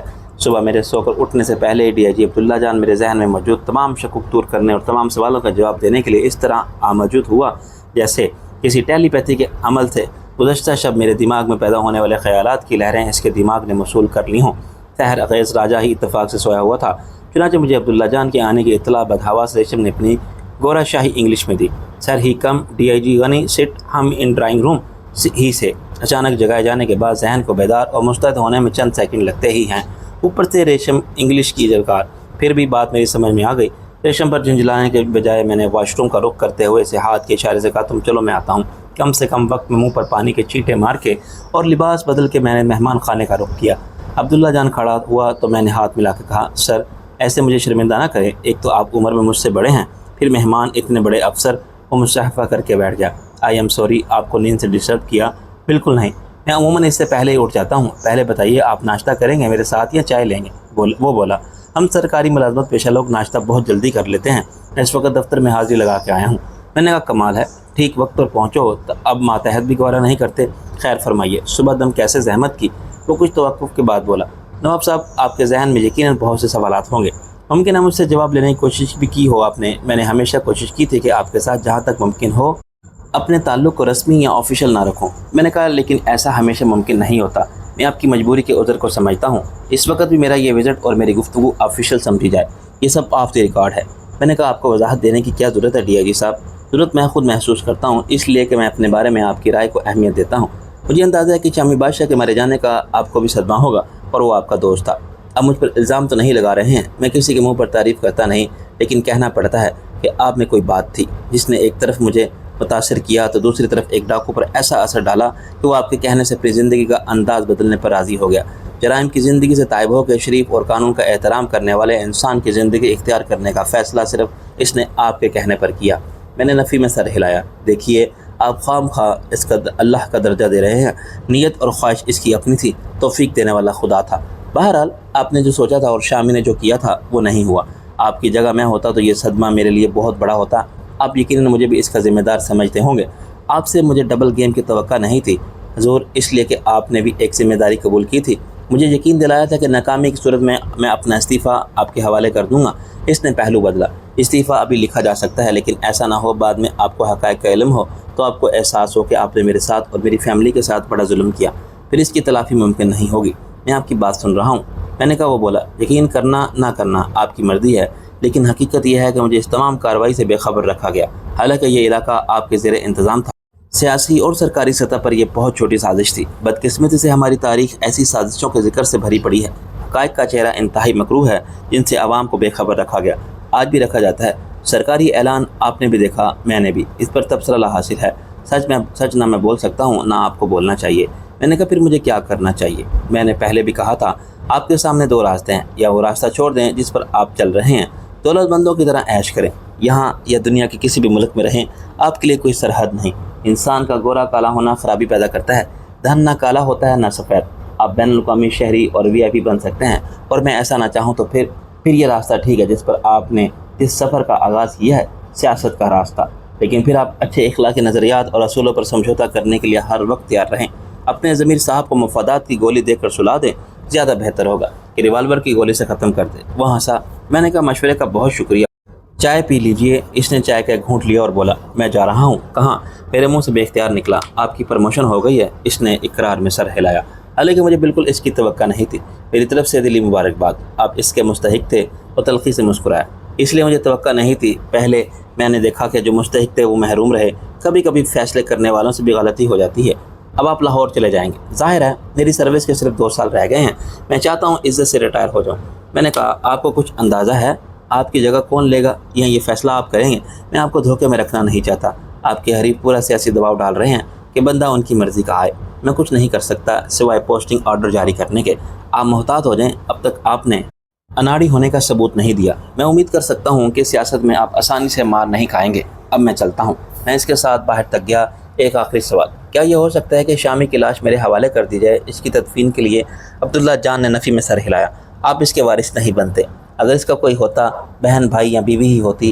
کیا نام تھا اس کا؟ میں نے کہا گولی۔ کیا وہ بھی مار دی گئی؟ نہیں، وہ بچ کے نکل گئی، عبداللہ جان نے بڑے یقین سے کہا اور آگے بڑھ گیا۔ میں نے اس کی گاڑی کو گیٹ سے نکلتے دیکھا۔ پولیس کے محکمے کا سربراہ ہونے کے باوجود وہ نہیں جانتا تھا کہ اس کا یقین کتنا بے بنیاد ہے۔ اس عورت کے بارے میں اس کے نچلے درجے کے ماتحتوں نے کہا تھا کہ وہ بچ کر نکل گئی۔ انہیں اچھی طرح معلوم تھا کہ شامی بادشاہ کی بیوی کو کتنی گولیاں لگی تھی، اسے کیسے غائب کیا گیا تھا اور کہاں رکھا گیا تھا۔ اگر اسے بتایا جاتا کہ وہ اسی حویلی کے تہہ خانے میں موجود ہے جس کے مہمان خانے کی میز پر بیٹھ کے وہ چائے پی رہا تھا، تو وہ کتنا حیران ہوتا اور کتنی بے عزتی محسوس کرتا۔ بلا شبہ ایک خدائے مطلق ہے جو آسمان پر رہ کے زمین پر انسانوں کے ظاہر و باطن کو بھی دیکھنے کی قدرت رکھتا ہے۔ انسان کی نظر کیا اور عقل کیا، اور اس کی سربراہی اور آگاہی کے دعوے کیا۔ اس وقت تک حویلی میں سب ہی جاگ چکے تھے۔ سب کو DIG صاحب کی تشریف آوری کا علم ہو گیا تھا۔ راجہ نے مہمان خانے سے دور رہ کے اپنی ناراضگی کا اظہار کیا تھا۔ میں نے اسے بتایا کہ عبداللہ جان کی پرموشن ہو گئی ہے، لیکن اس کی آمد کا مقصد اطلاع دینا نہیں تھا۔ وہ بتانے آیا تھا کہ اس کو شامی بادشاہ کے مارے جانے کی سازش سے بے خبر رکھا گیا تھا، اور کوئی وجہ نہیں کہ اس کی وضاحت قبول نہ کی جائے۔ اسے تو یہ بھی علم نہیں تھا کہ گولی کو پولیس نے زخمی حالت میں پکڑ کے قید کر لیا تھا، اور گزشتہ شب کچھ لوگ اسے قید سے نکال کر لے گئے ہیں۔ بیچارہ اپنے عالیشان کمرے میں مقید IG عدالت عالیہ کی کرسی پر بیٹھا ہوا جج، اقتدار کے اعلیٰ ترین ایوان میں قیام پذیرائی کوئی بھی وزیر اعلیٰ یا وزیر اعظم، گورنر یا صدر، جھوٹ کو کیسے پرکھے، سچ کو کیسے جانے، الادین کا چراغ کس کے پاس ہے؟ شہناز نے رات اسی کمرے میں گزار دی تھی، اور اب وہ ہاسپٹل میں مریضوں سے نمٹ رہی تھی۔ لیلا بھابھی کے ساتھ رابعہ بھی معمول کے مطابق اپنے اسکول میں مصروف تھی۔ چنانچہ گولی کے پاس شہزاد کی خالہ کرسی ڈالے بیٹھی تھی۔ گولی ہوش میں تھی اور جاگ رہی تھی۔ تیمارداری کرنے والوں نے اس کا لباس بھی بدل دیا تھا۔ میں دوسری کرسی پر بیٹھ گیا۔ کیسی طبیعت ہے بھابھی؟ اس نے اسپاٹ لہجے میں کہا۔ دیکھ رہے ہو زندہ ہوں، مگر تم مجھے یہاں کیوں اٹھا لائے ہو نواب بھائی؟ میں نے کہا یہ میری ذمہ داری تھی، میں کسی کی ذمہ داری بننا نہیں چاہتی۔ اس نے ناگواری سے کہا، دیکھو تم یہاں بالکل محفوظ ہو، اور تم پر کوئی پابندی بھی نہیں۔ جب تم ٹھیک ہو جاؤ گی تو جہاں چاہو چلی جانا۔ شامی میرا دوست تھا۔ وہ چلائی، تھا کیا مطلب؟ میں نے کہا ہم پھر بات کریں گے، ابھی تم آرام کرو، ٹھہرو۔ اس نے مجھے حکم دیا، میں سب کو بتا چکی ہوں، تم بھی سن لو، میں بیوہ نہیں ہوئی ہوں۔ وہ جو کہتے ہیں کہ شامی مارا گیا ہے، بکواس کرتے ہیں کتے۔ تمہاری وہ ڈاکٹر شہناز، وہ سمجھتی ہے کہ میرے دماغ پر صدمے کا اثر ہے، وہ مجھے سکون کے انجیکشن لگا کے بے ہوش رکھنا چاہتی ہے۔ میں نے اس کے ہاتھ سے انجیکشن کی سرنج چھین کے توڑ دی۔ صبح میں نے تم سے پوچھ رہی تھی کہاں ہے وہ نواب جو اس کا دوست کہتا ہے خود کو۔ میں پھر بیٹھ گیا۔ ہاں ہم دوست تھے، پھر یہ سب کیسے ہوا؟ وہ چیخ کے بولی، میں نے تو نہیں روکا تھا اسے، مگر وہ اپنی ضد پر اڑا رہا کہ میرا نواب دوست انتظار کر رہا ہوگا۔ میں اسے کیسے مایوس کروں؟ اس کی پوزیشن خراب ہوگی سب کے سامنے، کتنا بھروسہ تھا اسے تم پر۔ اس کے لہجے میں نفرت و حقارت آ گئی۔ میں نے کہا تم کیا سمجھتی ہو میں نے دھوکہ دیا اسے؟ وہ میری وجہ سے مارا گیا؟ میں نے بمشکل اسے پانی کا گلاس تھما دیا۔ اس نے پانی کا گلاس مجھ پر کھینچ مارا۔ میں نے جھکائی دے کر خود کو بچایا، ورنہ گلاس میرے سر پر لگتا۔ بکواس مت کرو، کون کہتا ہے کہ وہ مارا گیا ہے؟ شہزاد کی خالہ گھبرا گئی۔ بیٹی ذرا ہوش سے کام لو۔ میں نے کہا آپ جائیں خالہ۔ گولی میرے اندازے کے مطابق شامی سے سال 2 سال بڑی بھی تھی، لیکن سخت کوش زندگی نے اس کے جسم پر چربی جمع نہیں ہونے دی تھی۔ اس کے چہرے کے نقوش میں سختی ضرور آ گئی تھی، لیکن اس کے چہرے کے نسوانی دلکشی برقرار تھی۔ کل سے اب تک اس نے سنبھل کے بات کی تھی، لیکن غصے میں اس کے منہ سے بے اختیار ایک فاحش مردانہ گالی نکل گئی تھی۔ شہزاد کی خالہ نے میرے سامنے لوگوں کو بڑی عزت و احترام سے بات کرتے دیکھا تھا۔ وہ خود بھی پرانی وضع کی سادہ مزاج عورت تھی۔ میری اجازت پاتے وہ فرار ہو گئے۔ گولی اب اپنا چہرہ دونوں ہاتھوں میں چھپائے رو رہی تھی۔ میں نے بہتر سمجھا کہ اس کے دل کا غبار نکل جانے دوں۔ کچھ دیر بعد میں پانی کا دوسرا گلاس بھر کے لایا اور نرمی سے کہا، لو یہ پانی پیو اور پھر مجھے بتاؤ شامی کے ساتھ کیا ہوا۔ اس نے پانی لے لیا اور 2 گھونٹ پی کے ایک گہری سانس لی۔ میں نے تمہیں گالی دی نواب بھائی؟ میں نے کہا وہ کوئی بات نہیں، یہ بتاؤ میں تمہیں کیسے یقین دلاؤں کہ شامی کے ساتھ دھوکہ کرنے کا میں سوچ بھی نہیں سکتا تھا۔ اس نے سر ہلایا۔ مجھے معلوم ہے، یہ یقین نہ ہوتا تو کیا میں تمہارے ساتھ یہاں آتی، لیکن خدا کے لیے ایسا مت کہو کہ وہ مارا گیا ہے۔ کیا اس کا مطلب ہے وہ زندہ ہے؟ مجھے پوری بات بتاؤ، مجھے کچھ معلوم نہیں، اسے زندہ ہونا چاہیے۔ وہ دیوار کو گھورتے ہوئے بولی، جب ہم ست بدائی والے راستے پر تھے تو گھوڑے پر میں اس کے ساتھ تھی۔ اس نے کہا کہ گولی ڈاکوؤں کا بھی کوئی یار ہوتا ہے جو ایسا کہتا ہے، جھوٹ کہتا ہے، مکاری کرتا ہے، لیکن میرا دوست ایک نواب ہے، سچا اور کھرا۔ میں نے پوچھا کہ اس پر اتنا اعتبار کیوں؟ وہ بولا کہ تجھے کیوں اعتبار ہے مجھ پر؟ آدمی کی ایک پہچان ہوتی ہے، جیسے سنار خالص سونے کو پہچانتا ہے، ایسے میں بھی اپنے تجربے سے انسان کو پہچان سکتا ہوں۔ وہ نواب خالص انسان ہے۔ دیکھ اگر مجھے کچھ ہو جائے تو۔ میں نے کہا کہ ایسی بات کیوں کرتے ہو؟ بس اسی وقت گولیوں کی بوچھاڑ ہوئی۔ اس کے سارے ساتھی ادھر ادھر آگے پیچھے گھوڑوں پر تھے۔ اس نے کہا تھا کہ ایک ساتھ جلوس بنا کے مت چلو۔ میں نے 2 کو گرتے دیکھا۔ اس نے رک کر اپنے آنسو پوچھے۔ میں نے کہا فائرنگ کرنے والے کون تھے؟ میرا سوال احمقانہ تھا۔ اس نے پانی کا پورا گلاس خالی کر کے مجھے دیا۔ پولیس مین اور کون؟ وہ درختوں پر چڑھے بیٹھے تھے۔ تمہیں بھی معلوم نہیں ہوگا، انہوں نے حویلی کی طرف آنے والے تمام راستوں کو بند کر دیا تھا۔ ہر درخت پر قاتل بٹھا دیے تھے۔ وہ گھنے پتوں میں چھپے ہوئے تھے اور دم سادے بیٹھے تھے۔ ہمارے 2 ساتھی پہلے حملے میں ہی گر گئے تھے۔ میں نے ان کو اور گھوڑوں کو زمین پر ٹانگیں رگڑتے دیکھا۔ شامی نے چلا کے کہا، بھاگو، اور خود اپنے گھوڑوں کو ایک دم موڑ لیا۔ اس وقت پھر فائر ہوا۔ گولی میرے کندھے پر لگی۔ اس نے شامی کی طرف دیکھا۔ اس وقت تک شامی محفوظ تھا۔ میں نے چیخ ماری تو اس نے پیچھے دیکھا اور پوچھا کہاں لگی ہے گولی؟ میں نے بتایا کہ کندھے پر، تو اس نے کہا خیر ہے، میرے پیٹ میں لگی ہے، اور گھوڑے کو دائیں بائیں موڑ کے جنگل سے نکلنے کی کوشش کرتا رہا۔ پھر مجھے دوسری گولی لگی، کلائی سے ذرا اوپر۔ اس کے بعد گھوڑا گرا۔ شامی نے میرا ہاتھ پکڑا، اپنے ساتھ کھینچا۔ اس نے کہا کہ ہمت کر گولی، ہم نکل جائیں گے۔ لیکن میری ہمت جواب دے گی۔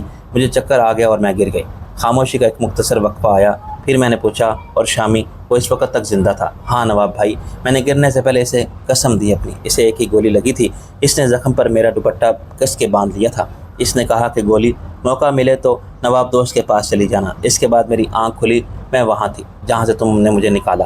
میں نے گولی کا حوصلہ بڑھانے کے لیے کہا، شامی دور نکل گیا ہوگا، میں اس سے کیا کہتا کہ پولیس کے دعوے کیا ہیں؟ وہ مرنے والے تمام ڈاکوؤں کی لاشوں کو ٹی وی پر دکھا رہی ہے اور ان کی تصاویر پریس کو جاری کر دی گئی ہیں۔ پھر اچانک مجھے ایک اور خیال آیا، کیا پولیس کا دعویٰ غلط نہیں ہو سکتا؟ انہوں نے جھوٹ کے تانے بانے پر ایک اور بنیاد رکھی ہوگی۔ سازش کے ماسٹر مائنڈ نے کسی بہت سے انعام کے لالچ میں، جو نقد، ترقی یا زمین کی صورت کے لیے ایسا ہو سکتا ہے، اپنے نام نہاد آقاؤں کے سامنے بڑے پرغرور یقین کے ساتھ دعویٰ کیا ہوگا کہ آج شامی بادشاہ کی زندگی کا آخری سورج طلوع ہو چکا ہے، جسے غروب ہوتے وہ نہیں دیکھے گا۔ لیکن ایسا دعویٰ کوئی انسان کرے تو پھر اس قادر مطلق کی ذات پر حرف آتا ہے، نعوذ باللہ، جس کا اختیار اور شمار میں اپنی ہر مخلوق کی آتی جاتی سانس کا شمار ہے، جو کسی دوسرے فانی انسان کے علم میں نہیں۔ کیا پتہ گولی کا یقین ہی صحیح ہو، مارنے والے سے بچانے والے کا ہاتھ ہمیشہ زبردست ہوتا ہے۔ اگر شامی کسی دستے غیب کی پناہ میں نکل گیا ہوگا تو اسے زندگی کے آخری دن کے سورج کا غروب ہوتا دیکھنے کی اجازت نہ دینے والا کس منہ سے اعتراف کرے گا کہ اس کا دعویٰ غلط تھا؟ پولیس آپریشن کو کامیاب قرار دینا ان کے لیے ضروری تھا، جو طے کر چکے تھے کہ شامی کے گروہ کو شرافت کی زندگی کی طرف لوٹنے کی مہلت نہ دیں گے۔ نواب رفیع کا مشورہ دیا، افسد بدائی کو چیف منسٹر کے سامنے سرخرو نہ ہونے دیں گے، وہ اپنی ناکامی کو اعتراف کیسے کر سکتے ہیں؟ ایسا پہلے بھی ہوا، پولیس نے کسی اشتہاری مجرم کو گرفتار کرنے یا ہلاک کرنے کا دعویٰ کیا جو بعد میں جھوٹ ثابت ہوا۔ پولیس کے ریکارڈ میں شامی اور اس کے گروہ کے سب ارکان کی تصویریں ضرور ہوں گی، لیکن پریس یا پبلک کے ارکان انہیں نہیں پہچان سکتے تھے۔ جب ان کی لاشیں دکھائی گئی ہوں گی تو تصدیق کرنے والی خود پولیس ہوگی۔ ان کے دعوے کو چیلنج کون کر سکتا ہے کہ یہ شامی نہیں ہے یا یہ اس کے ساتھی نہیں ہے؟ شامی کے گروہ کے بیشتر یا سب ارکان مارے گئے ہوں گے، ان کے جسم اور چہرے خاک و خون کے آلودہ ہوں گے، موت کے کرب سے ان کی صورتوں کو مزید مسخ کر دیا گیا ہوگا۔ پولیس کے ریکارڈ پر ان کی تصویریں بہت پہلے کی ہوں گی۔ ان میں 100% مشابہت تلاش کرنا صرف انہی کے لیے ممکن تھا جو اس خونے ڈرامے کو ڈائریکٹ کر رہے ہوں گے۔ شاید یہ ایک آرزو تھی، اور آرزو بھی ایسی فریب زد، بہرحال ایسا نہیں تھا۔ میں چاہتا تھا ایسا ہو جائے، چنانچہ میں امکانات تلاش کر رہا تھا۔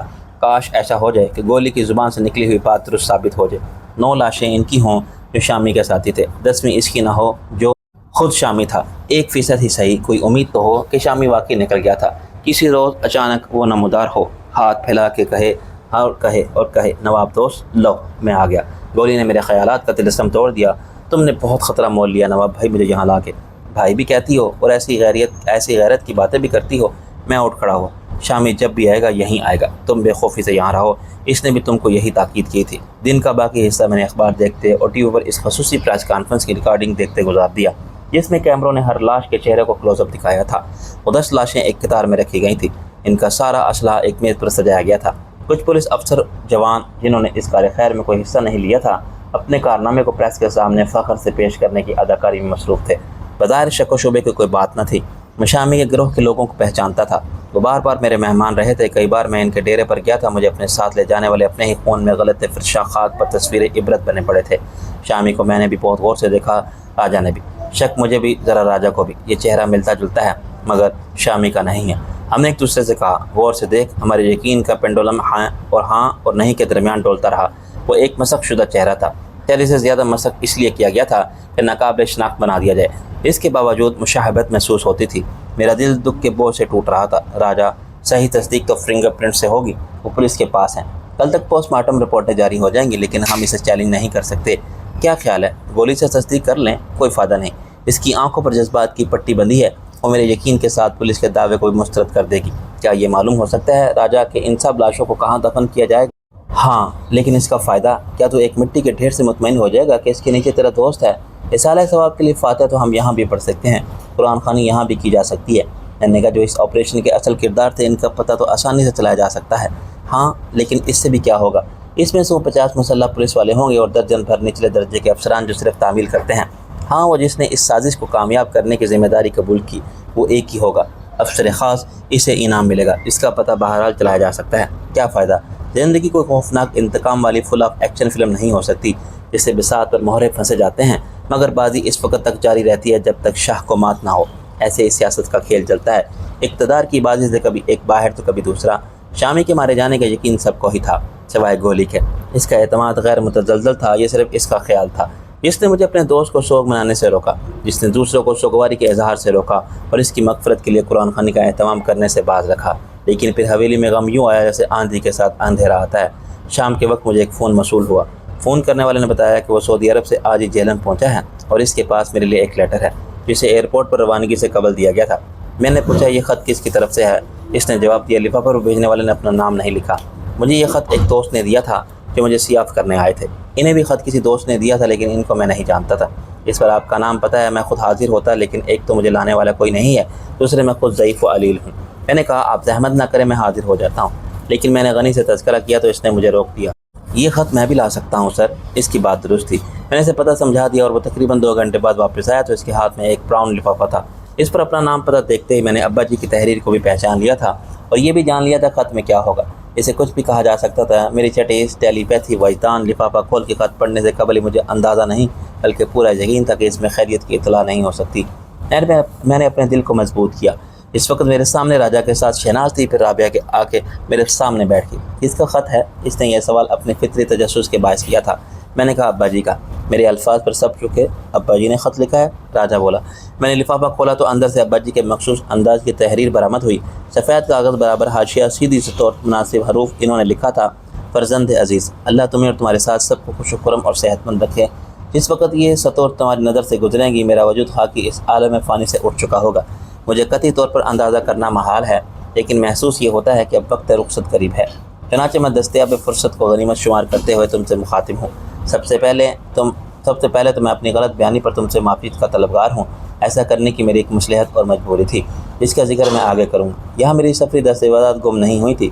اس عذر میں نے یہاں اپنے قیام کو طول دیا۔ اس جھوٹ کے پیچھے میری اپنی ایک خواہش پوشیدہ تھی کہ کس طرح تمہاری والدہ مرحومہ کی طرح مجھے بھی دیار حبیب میں تعبد قیام کی سعادت حاصل ہو جائے اور میری مٹی مدینے کی مٹی ہو جائے۔ شاید ابھی تم میرے جذبات کی نوعیت اور شدت کو نہ سمجھ پاؤ۔ حقیقت یہ ہے کہ جب تمہاری ماں نے ساتھ چھوڑا تو دکھ اپنی جگہ مجھے ایسا لگا جیسے میں معذور تھا اور مجھ سے بیساکی چھین لی گئی ہے۔ مجھے قطعی اندازہ نہ تھا کہ میں اس عورت کے سہارے کا کتنا محتاج تھا۔ میں عادات کی بات نہیں کر رہا ہوں کہ وہ میری ضروریات کا خیال رکھتی تھی، وقت پر میری پسند کے مطابق کھانا چائے دینے سے قمیض میں بٹن ٹانکنے تک نہیں، یہ کام میں خود بھی کر لیتا تھا اور دوسرے بھی کر دیتے تھے، مگر اس کا ایک جذباتی سہارا میرے لیے بڑا مضبوط تھا جو اس کے سوا کوئی اور فراہم نہیں کر سکتا تھا۔ ایک بات عموماً کہی جاتی ہے کہ میاں بیوی ایک گاڑی کے دو پہیے ہیں، الگ الگ تو نظر آتے ہیں مگر ساتھ چلتے ہیں، اور یہ بھی کچھ ایسا ہی معاملہ تھا۔ میں نے محسوس کیا کہ میں عملی طور پر ایک پہیے کی گاڑی رہ گیا ہوں اور جو چل نہیں سکتی۔ دوسری مشکل مجھے اس وقت پیش آئی جب یہاں سے میری وطن واپسی کا وقت آیا۔ ایک عجیب ذہنی الجھن میرے پاؤں کی زنجیر بن گئی کہ بیوی کو یہاں چھوڑ کے میں کیسے چلا جاؤں۔ پھر ایک رات مجھے رشک نے مغلوب کیا کیونکہ وہ بازی لے گئی، خود جگہ لے لی جنت البقیع میں۔ کیا اس کی طرح میں ذی شرف نہیں ہو سکتا؟ کیوں نہیں ہو سکتا؟ تم ضرور کہو گے کہ میرے دماغ پر تمہاری اماں کی موت کا اثر تھا۔ ہاں، بالکل ایسا ہی تھا۔ میرا دماغ چل گیا تھا لیکن خراب نہیں ہوا تھا۔ خراب ہوتا تو مجھے یہ چالاکی کیسے سوچتی کہ اپنی تمام شناختی اور سفری دستاویزات کو گم کر دوں اور اسے بہانہ بنا کے یہاں بیٹھا رہوں۔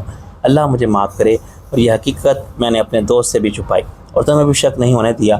جب میری علالت کا سلسلہ شروع ہوا تو میرے دماغ میں ایک اور عجیب خیال آیا کہ خدا نے میری سن لی ہے، اور اب شاید وہی ہو جائے گا جس کے لیے میں کوشش کر رہا ہوں۔ یعنی یہ خط لکھ کے اپنے دوست کے پاس رکھوا دیا ہے کہ اگر مجھے کچھ ہو جائے تو یہ تمہیں ارسال کر دیا جائے، ورنہ جاتے وقت میں واپس لے لوں۔ وہ حیران ہوئے اور ہنسے گے کہ انشاءاللہ بہت جلد اپنا وصیت نامہ تم خود اپنے ہاتھوں سے پھاڑو گے۔ مجھے تم سے زیادہ کچھ نہیں کہنا، تمہاری سوچ پر مجھے فخر ہے، تمہارے انداز زندگی پر مجھے رشک آتا ہے، تمہارے کردار سے مجھے خوشی ملتی ہے۔ اپنی خوش نصیبی کا شمار کرو اور سوچو کہ کیا خدا کا شکر ادا کرنا بندے کے بس کی بات ہے؟ آج تمہارے پاس سب کچھ ہے، اور اس سے اچھی بات یہ ہے کہ تمہیں اس پر غرور نہیں اور مزید کی ہوس نہیں۔ تم سمجھتے ہو کہ یہ سب یہیں رہ جاتا ہے، اور انسان کے ساتھ اس کی نیکیاں ہی جاتی ہیں۔ اللہ نے تمہیں نیک ارادے، مواقع اور اچھے رفیق اور مشیر بھی دیے ہیں، چنانچہ مجھے میرا یقین ہے کہ تم اپنے مقاصد میں کامیاب رہو گے۔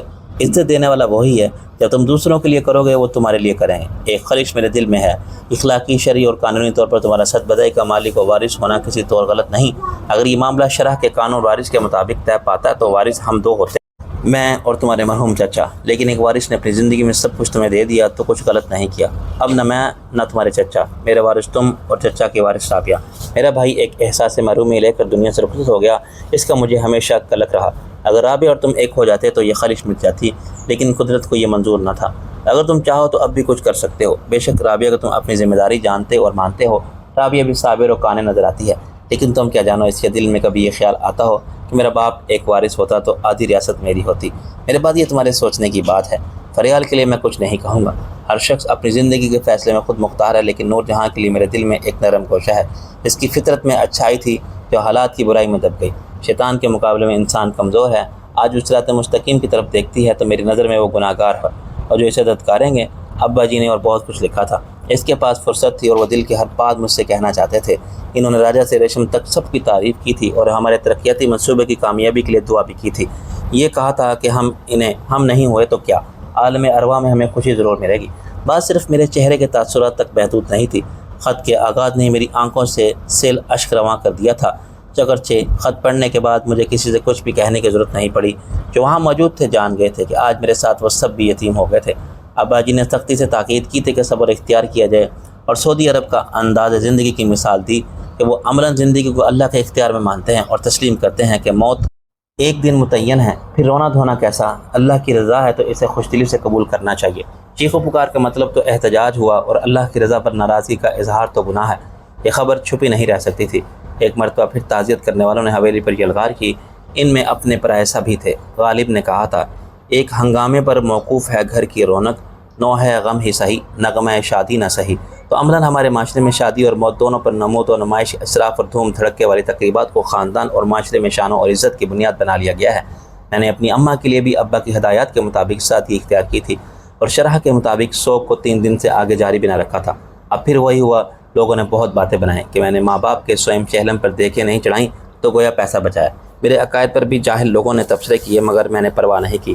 مجھے یقین تھا بالآخر انسان کی نیکیاں غالب رہتی ہیں، اس کا کردار اور عمال اسے عزت دلاتے ہیں۔ جہالت یا انات پر مبنی برائیوں کا تاثر عارضی ثابت ہوتا ہے۔ قرآن خوانی اور دعائے مغفرت کا سلسلہ حویلی میں صبح شام چلتا رہا۔ اس دوران مجھے نصیر الدین شیدائی کا فون بھی موصول ہوا۔ اس نے کہا کہ چیف منسٹر صاحب مجھ سے اظہار تعزیت کریں گے۔ میں نے ان کا شکریہ ادا کیا۔ عبداللہ جان کا فون لاہور سے آیا، جو اب IG ہو گئے تھے۔ حیرت مجھے وزیر صاحب کے فون پر ہوئی۔ بے شک یہ ہماری معاشرتی قدروں میں شامل ہے کہ ہم خوشی میں چاہے شریک ہوں نہ ہوں، غم میں دشمن سے بھی ہمدردی کے 2 بول ضرور بول لیتے ہیں۔ حیرانی کی بات یہ تھی کہ فون کرنے والے سیاسی لوگ تھے اور بلا واسطہ طور پر میری سیاسی اہمیت کو تسلیم کر رہے تھے، ورنہ ان میں سے کسی کے ساتھ بھی میرے ذاتی تعلقات نہیں تھے۔ فون کرنے والوں میں کچھ نام اجنبی تھے۔ راجہ نے مجھے بتایا کہ وہ پارٹی کے عہدیدار تھے۔ دوسری رات ہم سب کھانے سے فارغ ہو کے ایک ساتھ بیٹھے چائے پی رہے تھے کہ رابعہ نے وہ بات کہہ دی جو میرے اور شاید سب کے دل کو بھی تھی۔ انہوں نے تعزیت نہیں کی، نہ فریال نے، نہ نور جہان۔ شہناز بولی، حالانکہ انہیں خود آنا چاہیے تھا۔ لیلا بھابی نے بات آگے بڑھائی، کتنے مہربان تھے ابا جی مرحوم ان دونوں پر، اپنا ہاتھ ان کے سر پر ہمیشہ رکھا۔ میں نے کہا چلو چھوڑو، ہوگی ان کی کوئی مجبوری۔ رابعہ نے چیخ کے کہا، ہاں، ایک کو شوٹنگ سے فرصت نہیں ہوگی، ہر اشتہار میں جلوہ دکھا رہی ہیں، دونوں ہاتھوں سے پیسہ سمیٹ رہی ہیں۔ راجہ نے کہا، ہاں یار یہ بھی تو ہو سکتا ہے کہ انہیں پتہ ہی نہ ہو۔ شہناز نے کہا، کیوں؟ تم بتا رہے تھے اخبار میں خبر تھی۔ راجہ نے کہا، ہر شخص اخبار کی ہر خبر نہیں پڑھتا۔ شہناز بولی، تم بلا وجہ اس کی حمایت نہ کرو۔ رابعہ نے زہریلے لہجے میں کہا، دوسری کی تو بات ہی کرنا فضول ہے۔ میں نے سخت لہجے میں کہا، رابعہ اسٹاپ دس، اور غصے میں باہر نکل گیا۔ مگر مجھے معلوم تھا کہ اس کا اثر الٹا ہوگا، خصوصاً رابعہ پر، لیکن اگلی صبح کے واقعات نے راجہ کو اور میرا موقف درست ثابت کر دیا۔ وہ تیسرا دن تھا، زندگی کے معمولات پہلے کی طرح شروع ہو گئے تھے۔ شہناز اپنی اسسٹنٹ ریشم کے ساتھ ہاسپٹل میں تھی، رابعہ اور لیلا بھابی اسکول میں تھی، اور ہم شہزاد سے قانونی مسائل ڈسکس کر رہے تھے۔ 2 دن منظرانہ کی ضمانت کی منظوری کے خلاف ہائی کورٹ میں ہماری اپیل کی سماعت تھی۔ اچانک گنی نامدار ہوا۔ سر پولیس کے ایک ایس پی آئے ہیں۔ میں نے کہا، تعزیت کے لیے؟ نہیں سر، وہ لاہور سے آئے ہیں، ان کے ساتھ فریال بی بھی ہیں۔ یہ ایک کھلبلی مچانے والی اطلاع تھی۔ شہزاد نے ایک دم اپنے کاغذات سمیٹے۔ راجہ نے کہا، میں دیکھتا ہوں، اور باہر نکل گیا۔ چند منٹ بعد میں نے مہمان خانے میں قدم رکھا تو ایک صوفے پر فریال کو گمسم بیٹھا دیکھا۔ اس کے دائیں بائیں 2 پولیس والے تھے۔ فریال کے دونوں ہاتھوں میں ہتھکڑیاں تھیں۔ خود ایس پی صاحب ایک الگ صوفے پر تشریف فرما تھے۔ مجھے دیکھتے فریال اٹھی، آنسو اس کی آنکھوں سے پہلے ہی رواں تھے۔ اب اس نے ہچکیوں سے رونا شروع کیا۔ میں نے اس کا سر اپنے کندھے سے لگا کے اسے تسلی دی، فریال، اللہ کی رضا کو قبول کرو۔ اگرچہ مجھے صورتحال کے بارے میں کچھ پوچھنے کی ضرورت نہیں تھی، لیکن ایس پی کے سامنے اپنی بے خبری اور لا علمی کا مظاہرہ ضروری تھا۔ فریال اب بھی ہچکیاں لے کر رو رہی تھی، اور اس کی حالت دیکھ کر میرا دل کٹ رہا تھا۔ غالب نے ہی کہا تھا، رات کے وقت میں پہ سعد رقیب کو لیے آئے وہ یہاں، خدا کرے پر نہ کرے خدا کے یوں۔ فریال کی واپسی کی آرزو پہلے ہم سب کو تھی۔ میں نے اس کے لیے بھرپور کوشش بھی کی تھی۔ پھر جیسے جیسے وقت گزرتا گیا، اس کے واپس آنے کے اس کی آس بھی ختم ہو گئی تھی، اور اب نہ تو اس کی کسی خواہش تھی اور نہ امید کہ وہ پھر پہلے کی طرح لوٹ کے ہمارے ساتھ رہنے لگے گی۔ آج وہ آ گئی تھی، لیکن اس پر قتل کا الزام تھا، اور اس کے دونوں ہاتھ قانون نے ہتھکڑی میں جکڑ رکھے تھے۔ کہاں وہ عزت کہ اسے حویلی کا حکمراں کے دل کی حکمرانی حاصل تھی، اور کہاں یہ ذلت کہ وہ اپنی مرضی سے 2 قدم چلنے کے لیے اور حویلی کے دوسرے کمرے تک جانے کے لیے آزاد نہ تھی۔ میں نے ایس پی کے ساتھ بیٹھتے ہوئے اس کی وردی پر لگی ہوئی نام کی چھوٹی سی تختی پڑھ لی۔ ایس پی فیاض صاحب، کیا میں پوچھ سکتا ہوں کہ کیا سلسلہ ہے؟ فریال کو آپ نے کیوں گرفتار کیا ہے؟ وہ 40 سال سے اوپر قدرے فربا بدن اور سیاہ روح شخص تھا، جس کی صورت سے صفاقی اور عیاری ٹپکتی تھی۔ آئی ایم سوری سر، میں نے ایسے وقت میں آپ کو زحمت دی جب آپ پہلے ایک صدمے سے 2-4 ہیں۔ مجھے پتہ چلا ہے آپ کے والد کا حال ہی میں انتقال ہوا ہے، پہلے ان کے لیے دعا۔ رسم دنیا، عادت یا ضرورت کے تحت اس نے دونوں ہاتھ دعا کے انداز میں اٹھا دیے۔ بالکل میکان کی انداز میں ان دونوں نے بھی ہاتھ اٹھائے جو فریال کو اپنی تحویل میں لیے بیٹھے تھے۔ کچھ دیر لب ہلا کے انہوں نے علامتی طور پر ہاتھوں کو منہ پر پھیرا۔ میں نے کہا، اللہ کی مرضی ایس پی صاحب، یہاں سے تو وہ حج کرنے گئے تھے، یہ سعادت بھی کسی کو حاصل ہوتی ہے۔ وہ بولا، میں ہرگز اس وقت تفتیش کے لیے نہ آتا، مگر کیا کریں، ڈیوٹی از ڈیوٹی۔